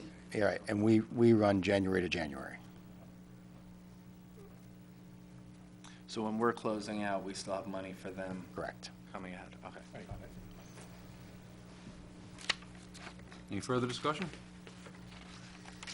If you were going to try to design the system from scratch, you would not do anything like this. Do any of this. All right, this is all legacy garbage that we're going to have to, just keep on fighting our way through, and it's meant to be opaque, and it's very difficult to understand.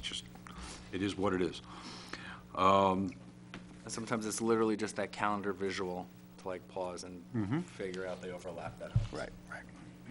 We have to account for the money somehow, and this does that. That makes sense. Or else we'd spend it. We're government. We wouldn't spend it. Can I have a roll call, please? Councilmembers Bolton? Yes. Davison? Yes. Moretti? Yes. Deputy Mayor Martucci? Yes. Councilwoman O'Keefe? Yes. Mayor Spear? Yes. And what council meeting would be not complete without a bill list? So you'll see that this is a minor bill list. This is the bill list I like. This is I know. You know, you're the third person I heard that from today. This is Resolution 2018-92, whereas the Chief Financial Officer has certified that funds are available for the payment of the current bill list in the amount of $101,575.36, and supplemental payments in the amount of $110,853.31 to be listed to the following accounts for a total of $212,428.67. Do we have a motion on Resolution 2018-92? Second. Second, any discussion? Roll call, please. I have just one clarification after. So we have one of the bills from Chuck in here, the Ferrioli Accounting Services. Yes. He's on a fixed thing for the year, right? It's just like we had passed like the Yes. contract for what it is, and this is just part of that. Correct.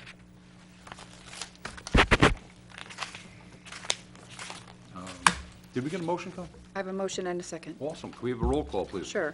Councilmembers Bolton? Yes. Davison? Yes. Moretti? Yes. Deputy Mayor Martucci? Yes. Councilwoman O'Keefe? Yes. Mayor Spear? Yes. Moving forward, consent agenda resolutions. None. No kidding. This is one of those meetings that we throw into the process thinking we're going to need two meetings for the budget. For the budget, yeah. And I'm grateful that we did because we didn't introduce it the last meeting because we had some adjustments that we wanted to make. So that's why this is a really light meeting. Fantastic. Could I ask a quick question? Sure. Did you say Ferrioli wasn't going to come to meet with us until the adoption of the budget? I'm trying to schedule a meeting, though, that he's going to be at the adoption of the budget. Okay, he will be there, but Yeah, I'm gonna try- you're going I'm- to schedule something. I know you requested that, and we're trying to Yeah. schedule a time that works for everybody. And Everyone. it may be Okay. Mr. Ferrioli, or it may be Mr. Ferrioli's partner. I'm not sure which one. All right, thank you very much.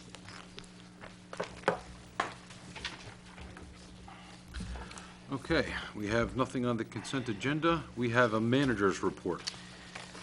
Thank you, Mayor. Yes, I have a couple of things this evening. As we talked about a few minutes ago, tonight we're introducing a budget that is $95,000 less than last year's budget, which is somewhat difficult because, obviously insurance rates goes up, salaries go up. It was a lot of work, and the committee worked hard on watching out for the taxpayers, and I appreciate the committee. I know that many of you had lots of questions and lots of input, and right up until about 3 hours ago, which is good. It's good to have an understanding of all that. So, but the committee worked hard, and I appreciate that. I've said this a lot of times, and I know you've all heard it before. But it's with the reservoir tax appeal, it's really something that's pressing in our minds, and it's something that we got to just remind ourselves and everybody else that with our revenue decreasing, we need to find creative ratables and ways to spread that tax burden. I mean, the tax burdens is being spread on the residents, and we need to find new ways to spread that elsewhere. Getting the shopping centers redeveloped also to maintain the value and the financial integrity of our community. All of these things need to happen. If we don't find ways to replace some of this income that we've lost, I'm afraid it's going to fall on the taxpayers. You can only cut so much. You got to pick up the garbage. You got to clear the streets. This year, you got to clear the streets many times. Police and fire, and all these things require funding. So I think that we need to really look closely at that. And as we all know, most people's largest investment is their home. And, we have to make sure that we protect that investment and that value for them, both in the values of their homes and the amount that they pay in taxes. And on another note, with spring around the corner, hopefully we are done with significant snowstorms. We've certainly had enough for a year, from my perspective. I don't know if anybody else feels that way. From November 1st to April 1st, we've had 21 snow events, which may be a record for Ringwood. It was a rough year. We've started the process of repairing some of the damage from the big storms. When you get more than 24 inches of snow, plows out there, there's damage that's created, and we're in the process of figuring that out. The snow drifts. Sometimes after you plow the road, you don't know where the road was when you were done. So there were some berms that were lost, some grass that got dug up, some Belgian block. So we're working on that at this point. We've also been cleaning some brush along the right-of-ways. That was a result of the storms. I want to make sure that everybody understands we do not have any funding for FEMA to clean up, so we are only picking up branches that were in the right-of-ways. Unfortunately, we don't have the resources. When the hurricane came, we had FEMA funds that helped pay for that. We don't have the resources to clean everybody's yards, and so there's services. The recycling center is open if anybody wants to bring it there, but we don't have the resources to do what we did last time. It took us approximately 3.5 months. We just don't have that. So we are cleaning up the stuff that's in the roads only, and all of that's been identified. Like, we have all the addresses down, so if stuff appears, it may very well, we may give you a nice letter saying, it's great you brought it out the street, but you're going to have to take care of that. We did try to take care of some of the stuff that was along the right-of-ways and clean up a lot of branches. Anywhere where evergreens, they lost a lot of branches, we kind of took care of that. Having 21 storms takes its toll on vehicles and equipment. We're in the process of repairing those things. Like one of our big trucks in Monday's storm, the transmission blew, and the trucks are just, you can't have 21 storms where you're pushing snow and expect to not have damages. We do have a lot of that. With the snow, usually by now we have kids playing on the ball fields. Unfortunately, we can't even get to the ball fields. We're still cleaning up storm stuff, and they're so wet from the snow and the rain that you can't even get on them. So that's a little bit delayed. We asked the recreation for their patience. And we're going to try and find some other facilities, parking lots and things that they can at least start practicing in, but we just haven't been able to get to the ball fields. Opening day is in a couple weeks. Yep, I know. We're probably going to show there, but I don't know that we're going to be doing a lot of ball field. I would expect that in the next coming weeks, the wind's going to help dry some of these fields out. We're going to be able to address some of these fields and do some grading and do what we have to do, as we do every year. But as of right now, we still can't get on them. So. Also, each month I talk about the reporter problem, and it's a very successful program. We get a lot of people reporting problems, sometimes 2 and 3 times. I need everybody to understand that while we're trying to do drainage projects and filling potholes and constructing berms and doing whatnot, we've been trying to clear the roads from snow, unfortunately, so we haven't done some of the things that we need to do. We've been clearing the stuff from brush and so forth. That's all over. So again, I ask everybody for some patience. We will get there. If you sent us a reporter problem, it is on our list. It might take us a little longer to get there.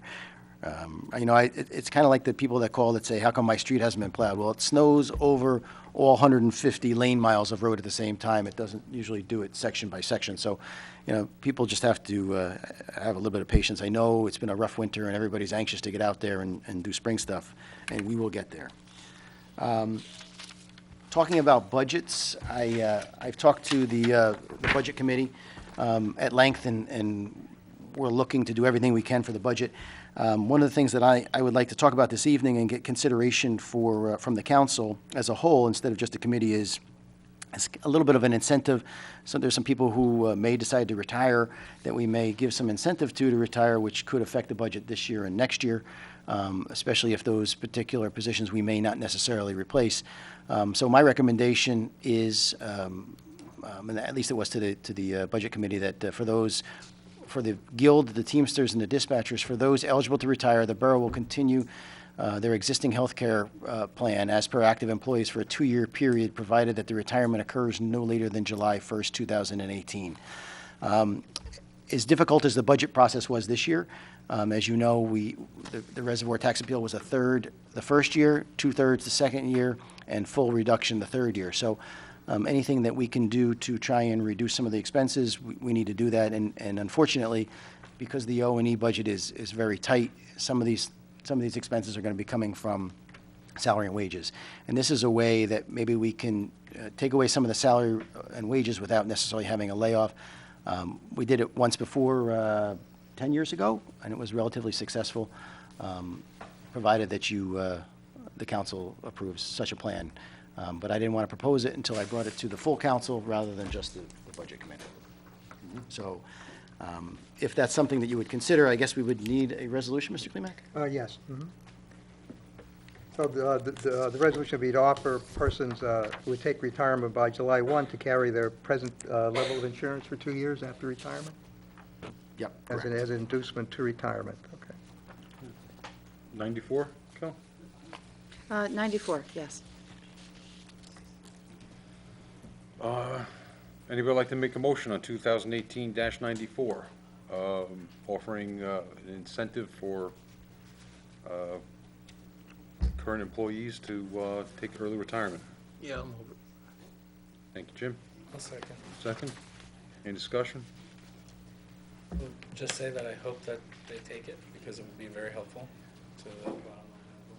It would be helpful for us, and there may be some people that are staying because they want to get to the correct age, and so I think it will be successful.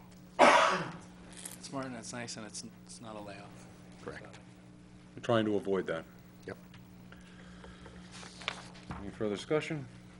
Roll call on 2018-94? Sure.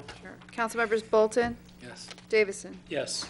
Moretti? Yes. Deputy Mayor Martucci? Yes. Councilwoman O'Keefe? Yes. Mayor Spear? Yes. Okay, Mayor, some good news. The borough has applied for and received a grant in the amount of $355,000 from the New Jersey DOT for roadway improvements and paving of Erskine Road and Lakeview Avenue, starting at Erskine Road. It'll be completed very similar to Cupsaw Drive. We'll be doing it in phases. Whether we start it physically this year or we do 2 sections at a time like we did in Cupsaw is yet to be determined by the council. But so that is some good news to kind of counteract some of the negative news we've been talking about all evening. We've also gone out for bid for the new garbage and recycling contract. The return date is due June 5th. Keep in mind that this contract could certainly affect our budget. It's a pretty large portion of our budget, the garbage contract, so. Can I ask a question on the garbage Sure. pickup? Who picks up the garbage from the industrial park? And does the taxpayer pay for that, or? All the And also town. the shopping centers? Yeah, all the commercial and all the residential is picked up by the town. The taxpayers pay for all of that. And it's something that we bid as an option each year to see if it's worthwhile to take that out of the equation. One of the things that's been discussed many, many years is that the chamber and the business community also pay taxes, and they don't put kids in school, and that's one of the things that they get. I don't think it's we'll see what the bid comes out at. We bid a lot of options this year. I'd like to know what the cost to the taxpayer is to pick up the garbage in Yep. the industrial park and also in the shopping centers. Well, we do it commercial separate from residential, so you'll know. Okay. Yeah. And that's something that we've done for years. We bid it so that we can see the costs. And I know the Budget Committee also asked me to bid some other things. They asked for every other week as opposed to, twice a month, which doesn't sound like much, except that you're going to have, 2 more weeks a year, two more routes. And in the summer, they asked for twice a week pickup, which is a little bit complicated because now you're going to have garbage trucks on Saturday. But anyway, so we did that, and we created routes, and so this year's going to be an interesting budget review, but we will do that with the garbage as soon as it comes in on the June 5th. Okay. I think it'll be good to just see the options, because people always talk about the recycling schedule, and I think we talked about every other week for recycling during the summer, for the summer season, to take care of extra recyclable material that may or may not come from beverage containers. And I think it'll just be good to have the numbers and have a conversation with the town about what's worth it versus what's not. I think when you see the numbers, you'll probably suggest that maybe that's not something we do, but let's see what happens. I mean, we can only ask. Right, Councilman, I would just suggest that you bring that mic closer, because I'm not sure they're picking you up. All right. So that's June 5th. We also were planning a special council meeting on April 17th at 6:30 p.m., which all of you were gracious enough to respond to. However, 16th. April 16th, I'm sorry. However, the planning board is using that meeting, and our attorney can't make it, so that meeting is not going to happen. And this was a meeting we were going to do to talk about the borough's liabilities and so forth. I was going to cancel the May 1st meeting, and since you're all really scheduled to be here anyway, I would suggest that we convert the May 1st meeting that we were going to cancel into that same meeting, because it should be on all of your calendars anyway, I would assume. So the professionals are available. Kelly, what would we have to do to convert that just to this meeting? Would we have to do anything, or just, it's just an advertisement of the agenda? No, Wait, no, in other words, you want to, that's a regular meeting. You want to cancel the regular meeting and just have a special meeting. executive meeting. Correct. That's what you'll do, that's what you want to do. That's a Okay. resolution. Well, a motion will be to cancel the regularly scheduled meeting for May 1, 2018, to substitute therefore a special executive council meeting, a special meeting, an executive session to discuss Upper Ringwood liability and other issues, and other confidential legal issues with council. Correct. Figured I had them all as a captive audience. I wasn't going to let that meeting go without. So that is the motion. That's the May 1st meeting, Yes. and we'd start at 6:30 or 7:30. I would like 6:30, but that's up to all of your preference. Or am I confusing it with the pizza session? No, that's Nope, that's different. That's different. We were starting the special meeting. Really wants his Okay. pizza. He does. Listen, I tell very- everybody, he's you really give me into food, it. I show up. The special meeting that was going to be on the 16th, we were starting at 6:30. If you can start at 6:30 it would be better, but I defer to all of you. So there's no second meeting in April, is that correct then? Well, this is going to be it. And then there's the same one on, Well, you're having your regularly scheduled council meeting on April 17th. correct. Correct. Your May 1st meeting, you're turning into the special executive session meeting. All of you agreed to a 16th meeting to meet with the attorneys, and a 17th council meeting. We're only canceling the special meeting on the 16th. You still have a meeting on the 17th. Gotcha. Correct. Okay. And then a special one. So now the 16th meeting will be moved to May 1st, where it will only be an executive session. Okay.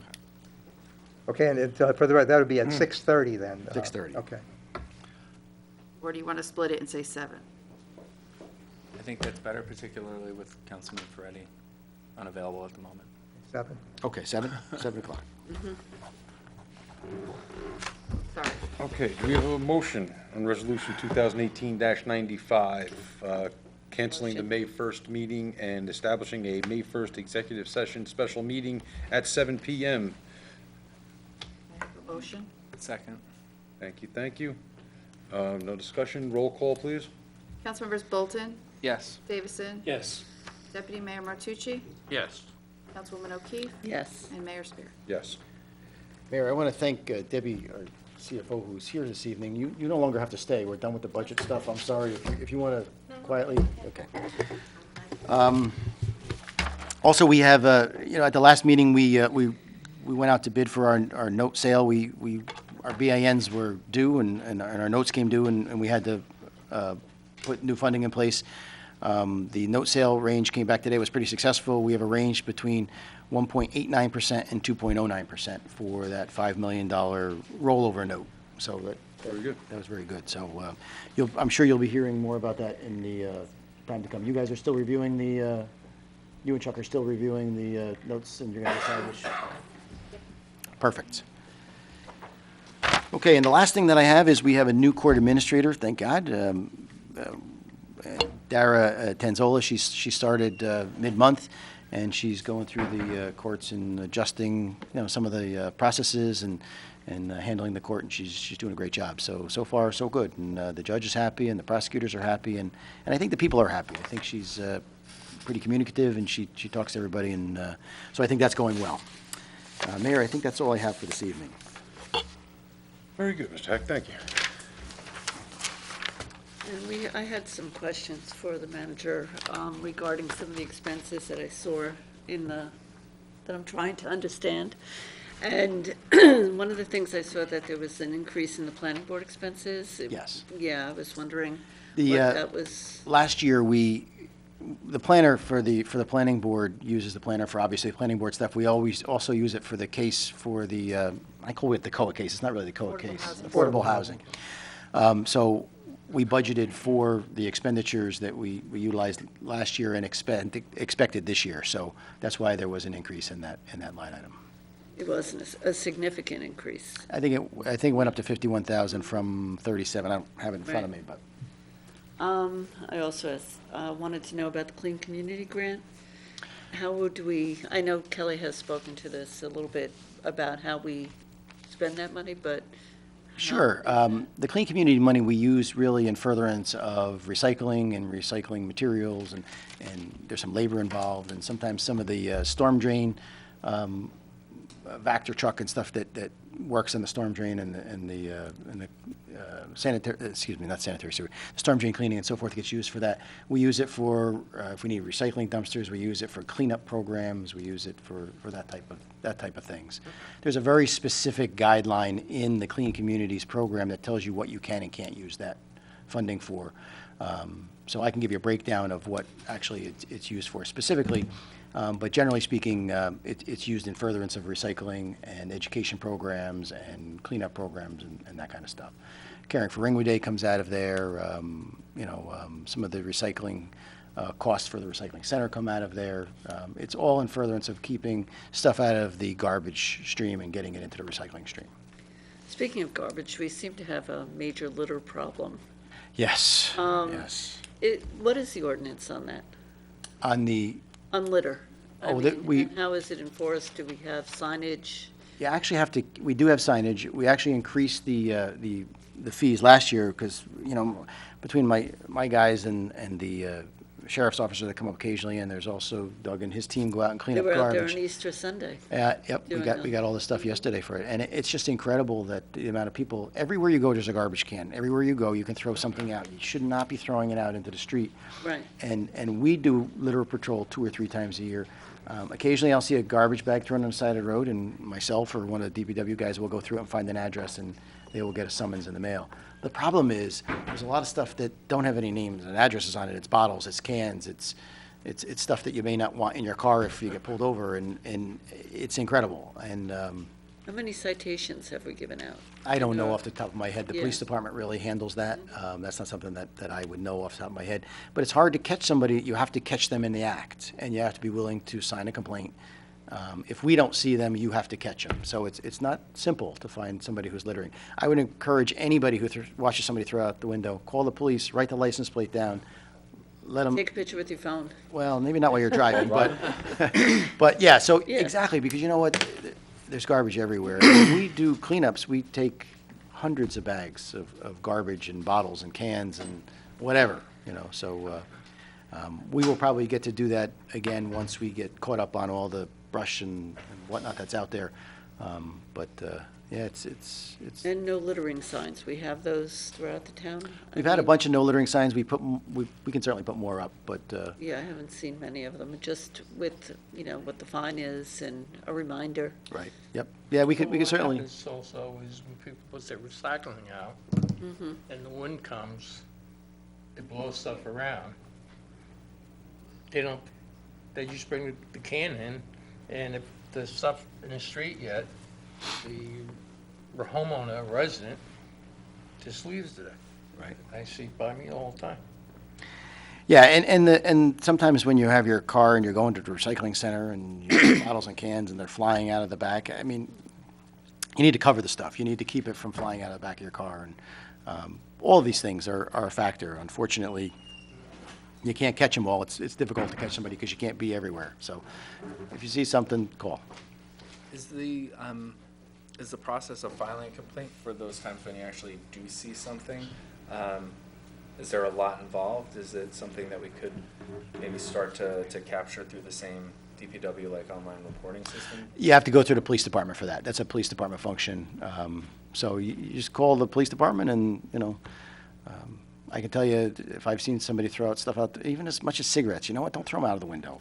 Throw them out where you're going. And I've called and they take a police report, and sometimes they catch them and sometimes they don't. But by all means, if you see something, call. So.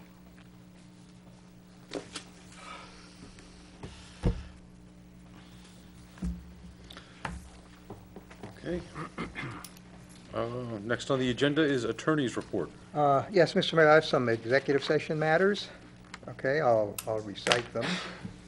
Resolved that the municipal council enter into executive session to discuss the following matters. Number one, an amendment to the tolling agreement between the borough and the federal EPA regarding the Ringwood Superfund site.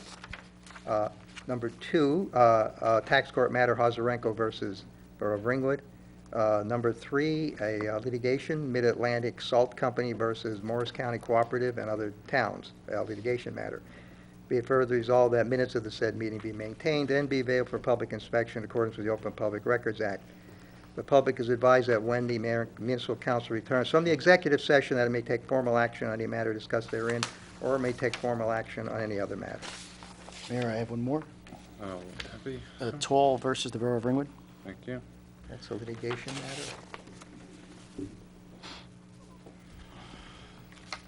Okay, do we have a motion on Resolution 2018-93, executive session at the April 3rd, 2018 meeting?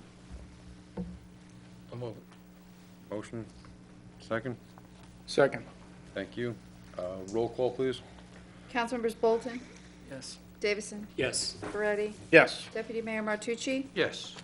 Councilwoman O'Keefe? Yes. And Mayor Spear. Yes. Okay.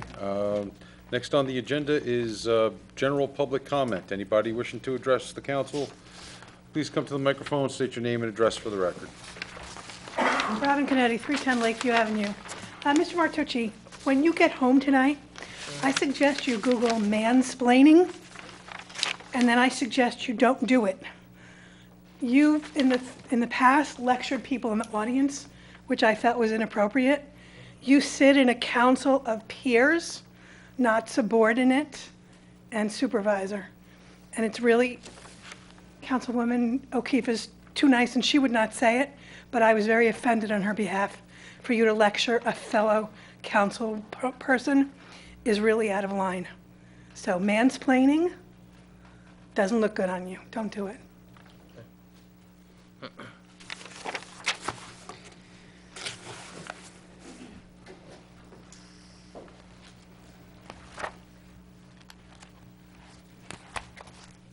Venkatall, 24 High Point Lane.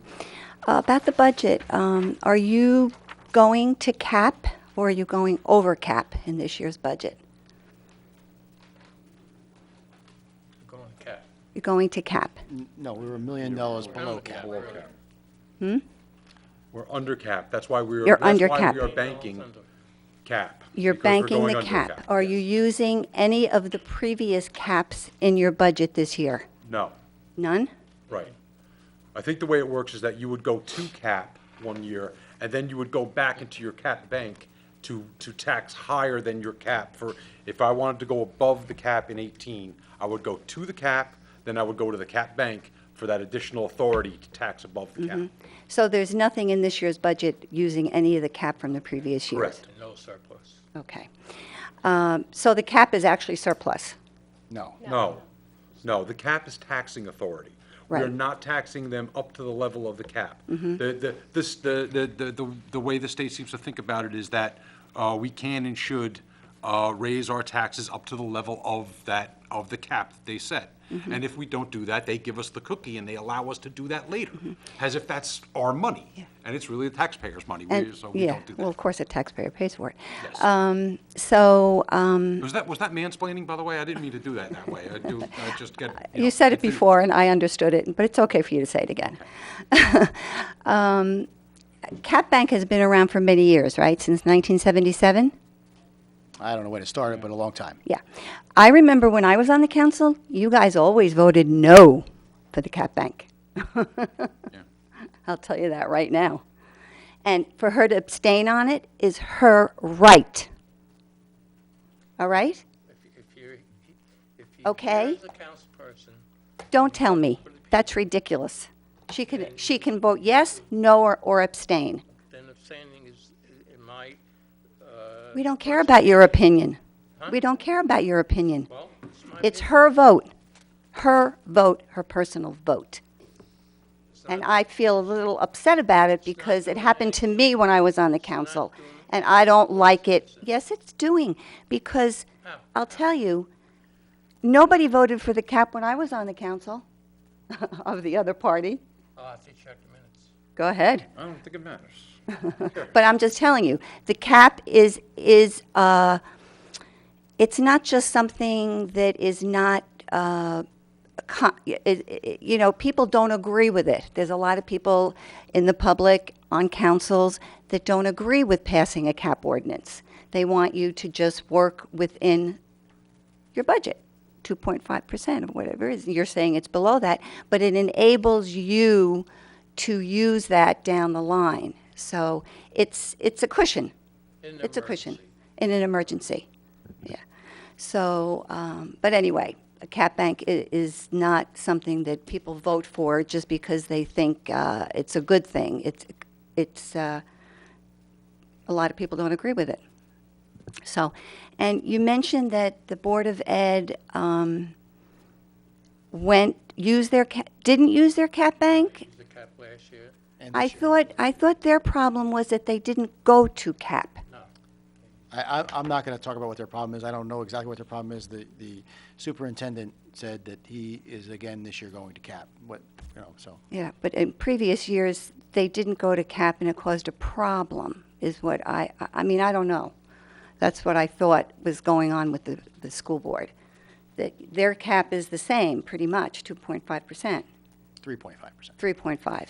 And they weren't going to cap, which really inhibited their spending. In order to keep taxes down, they didn't go to cap, and then a lot of programs were cut. We've been under cap for as many years as I can remember, so I can't speak to the school board, but if they didn't go to cap, if they went to cap each year, that's probably problematic. That's probably why they're in that shape, but I don't know. That you'd have to talk to them about that. You don't know? I don't know what the school board, I don't deal with the school board budget. Why would I know what their budget is? Well, the council really oversees the money. Council You're- does not you're- oversee the school at all. You're giving them the money out of the taxpayer, you know. They're actually You're taking collecting for the them. money. We collect it based Yeah. upon what they say. We have no say over the school board at all. Well, if a budget goes down, you do. Yeah, but they don't, I know they don't vote on the budget since Christie. So, but I thought the issue was that they didn't go to cap, so I'll research that myself. But, anyway, thanks. From my recollection, it was, and again, When do we close the public? I move to close.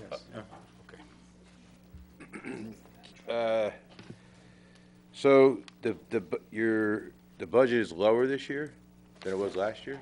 By 95,000 or? 95,000, yes. Okay, and the revenues that we're losing from the reservoir, we're losing how much this year? 1/3? 1/3 this year, yes. 1/3 So- of the total tax assessment. And what's, in year 3, what's the total loss in year 3? To the borough of Ringwood, I Yeah. think I don't have that with me, but I think it's about $120,000 of revenue to the borough. And I think it's approximately 400,000 to the schools. I think, I don't have So their the number. total's over $500,000 a year going would- forward, I would say yes. every year? After the 3-year transition, yes. Okay, thank you. And can I ask, my understanding with the reassessment of the watershed land was that it was overassessed by our municipality? It was overassessed based upon the fact that the Highlands devalued land everywhere, and the land is not worth what it used to be, and everybody went through a reassessment, all of our homes, everything had some adjustments. So, yeah, essentially, the value of the land is no longer what it used to be, and so they filed a tax appeal. That's not what my understanding was, that the Highlands was the cause of the land value going down, but that our tax assessor at the time not only had overvalued that property, and therefore an adjustment had to be made. That's correct. Adjustment. That's correct? I'll tell you, well, actually, it's. Can we close Yeah. public? We close Tell the you, public let's- first? All right, but I just want Yes. to clarify that. I'll wait until you close. Thank you. Do you have a motion on closing public? Sorry. You're discussing me in closed session, And I would like you to discuss that issue in open session because it's not really a lawsuit. It's just a complaint that I filed with Oprah. We're not talking about you. Yeah? Yes, you are. Talking about taxes. No, I mean in closed session. In closed session. You're talking to all those versus Which whatever. subject are we on now? Okay. Okay. Sorry. I'll move to close public session, please. No, I'm still up here. So you can't So what close it yet. she's asking, because Scott added the Oprah complaint versus Ringwood to the executive session agenda, and she's asking that we take it out of the. Well, Mrs. Toll filed an administrative law action against the borough. That's litigation, okay? And the manager asked if that could be discussed. That litigation be discussed in executive session. That is an executive session matter. It is litigation, okay? It's a complaint of a denial of an Oprah, is what I. And you filed it yeah. with an administrative agency called the Government Records I did. Council. Yes. I did, Okay. yeah. But I think it should be discussed in open session. So I don't have a lawyer. Now, the other issue was, I think we want to close public. Okay. We have a motion to close public. Mr. Bolton, Okay, thank you. do we have a second on closing public? Sure, second. Thank you. Roll call on closing public. Councilmembers Bolton? Yes. Davison? Yes. Moretti? Yes. Deputy Mayor Martucci? Yes. Councilman O'Shea? Yes. Mayor Spear? Yes, thank you all. Okay, Counselor. to put it in the basic terms, what happened was that during the reval, they actually increased the assessed value of properties in the reservoirs. While they're going down generally because of the impact of the Highlands, for some reason, the reval company increased it enormously, and immediately the reservoir filed an appeal. Their grounds were, how can we have this increase when values are going down? That was basically it. And that's what we litigated for 7 or 9 years. I don't Yeah, but the recall. value of the property went down due to the Highlands, Yeah. and actually, the reservoir cited that in some of their pleadings, and also, they appealed their taxes much lower than the value than before they raised it. They appealed it much lower because of the value of their land had diminished so much in the Highlands, so Well, that's exactly, no, that's So- it. Well, so the well, Highlands well, did we were- affect it. Well, we were raising the values were going down, and for some reason, the reval company raised the assessment, when the assessment should have reflected the decrease in Right. values. That's what I- And that's what, assessments are to reflect market value. So if Right. market value goes down, assessment shouldn't go up. And the that's what assessment happened. did go up. That's what happened, Okay. exactly. And the reservoir asked for it to be lowered below the level that they were before. They didn't just ask it to be brought down, asked it to be low to reflect the market reduction due to the land value in the Highlands. They went, the reval was 2010? 9 or, Something like that. I'm Something like not that, sure, yeah. yeah. So,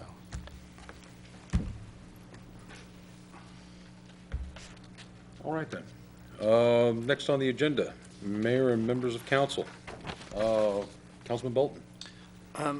So I don't want to talk out of turn, because obviously the school budget is not ours. I will throw out there for anybody that's not doing tons of digging, that I think CAP definitely played a part for the school board situation, but the other issue, as I've understood it, is as teachers were paying into their health care, that was leaned on as opposed to what would have ordinarily come from the taxpayers. So they artificially supplemented, which then hurt their ability to then make that up from a taxation percentage going forward. That's at least how it's been explained to me and as I recalled it. So tax-related, cap-related, but not dependent. I'm going to, being mindful of the time, I will go more in-depth in the future to address some of the kind of questions raised about how we think about things going forward and kind of where we stand. And thank you for staying the whole meeting. I didn't want to respond earlier off the cuff. Tried to gather thoughts as much as possible, and we'll go at length in the future. Happy to put it in writing, happy to share it more broadly.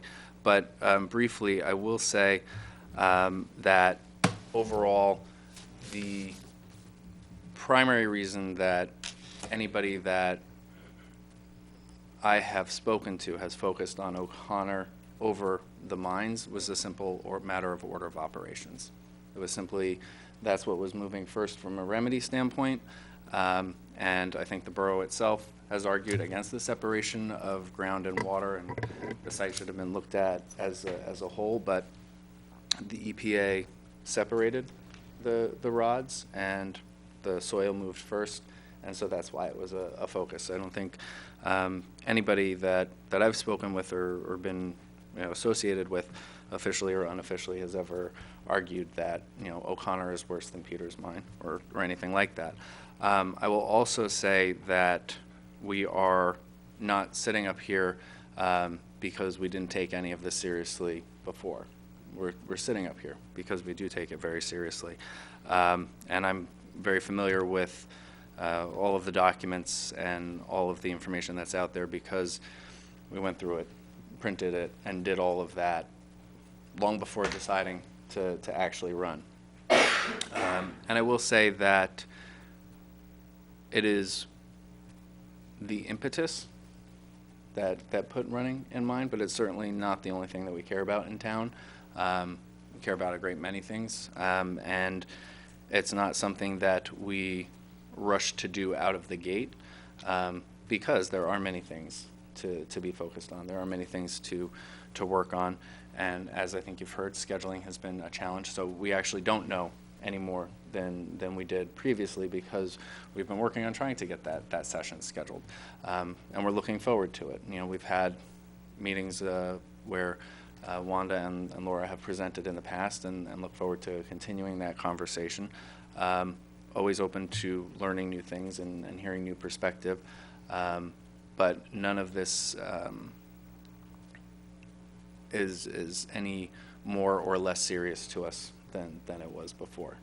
We absolutely consider the taxpayers from every angle, and it's why we had originally been trying to get it put to a town-wide vote, is because it is a very divisive issue, and there are many different views on it, and I'm personally just more of a rip the Band-Aid off and deal with something intensely and vigorously and put it past us.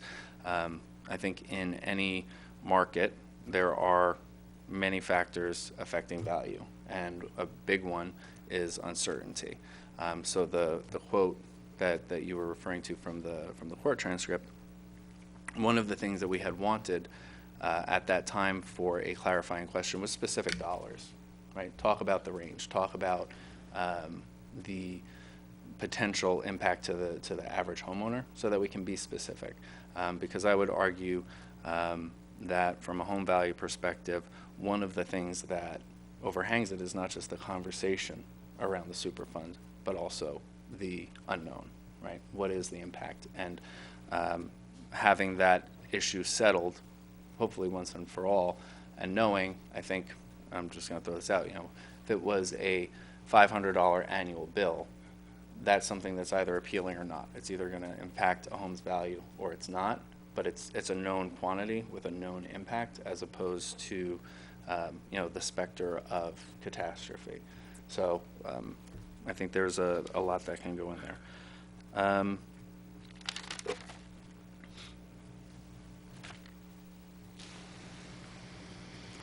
So I'll come back. There was a lot there that it will unpack and come back on more. But we're here and we take it seriously, and we hear you and look forward to dealing with it in due time and learning more.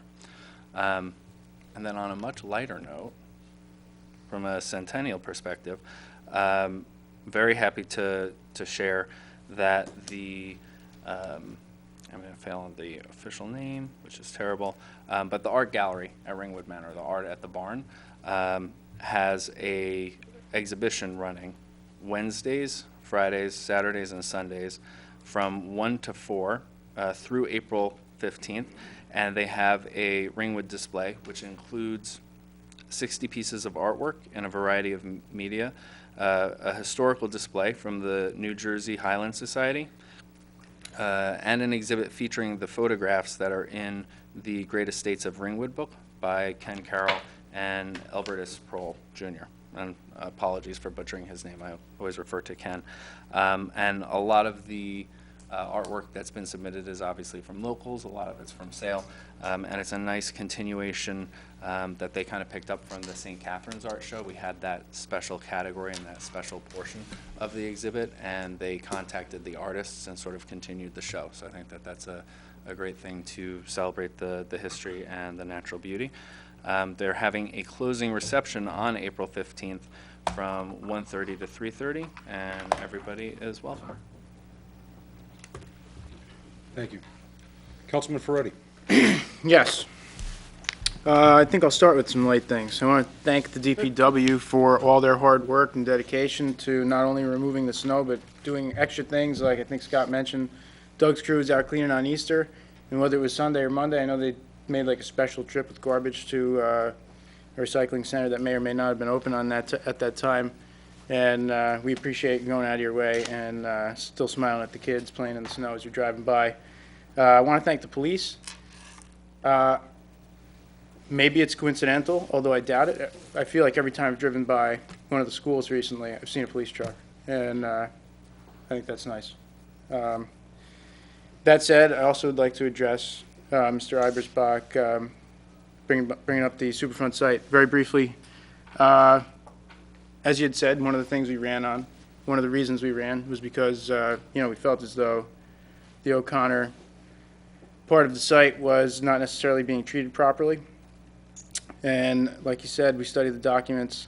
My opinion hasn't changed thus far.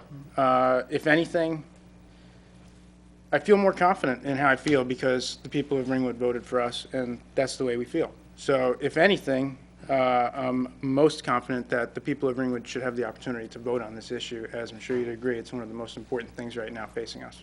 That said, I have every intention of doing the best thing for the residents of Ringwood.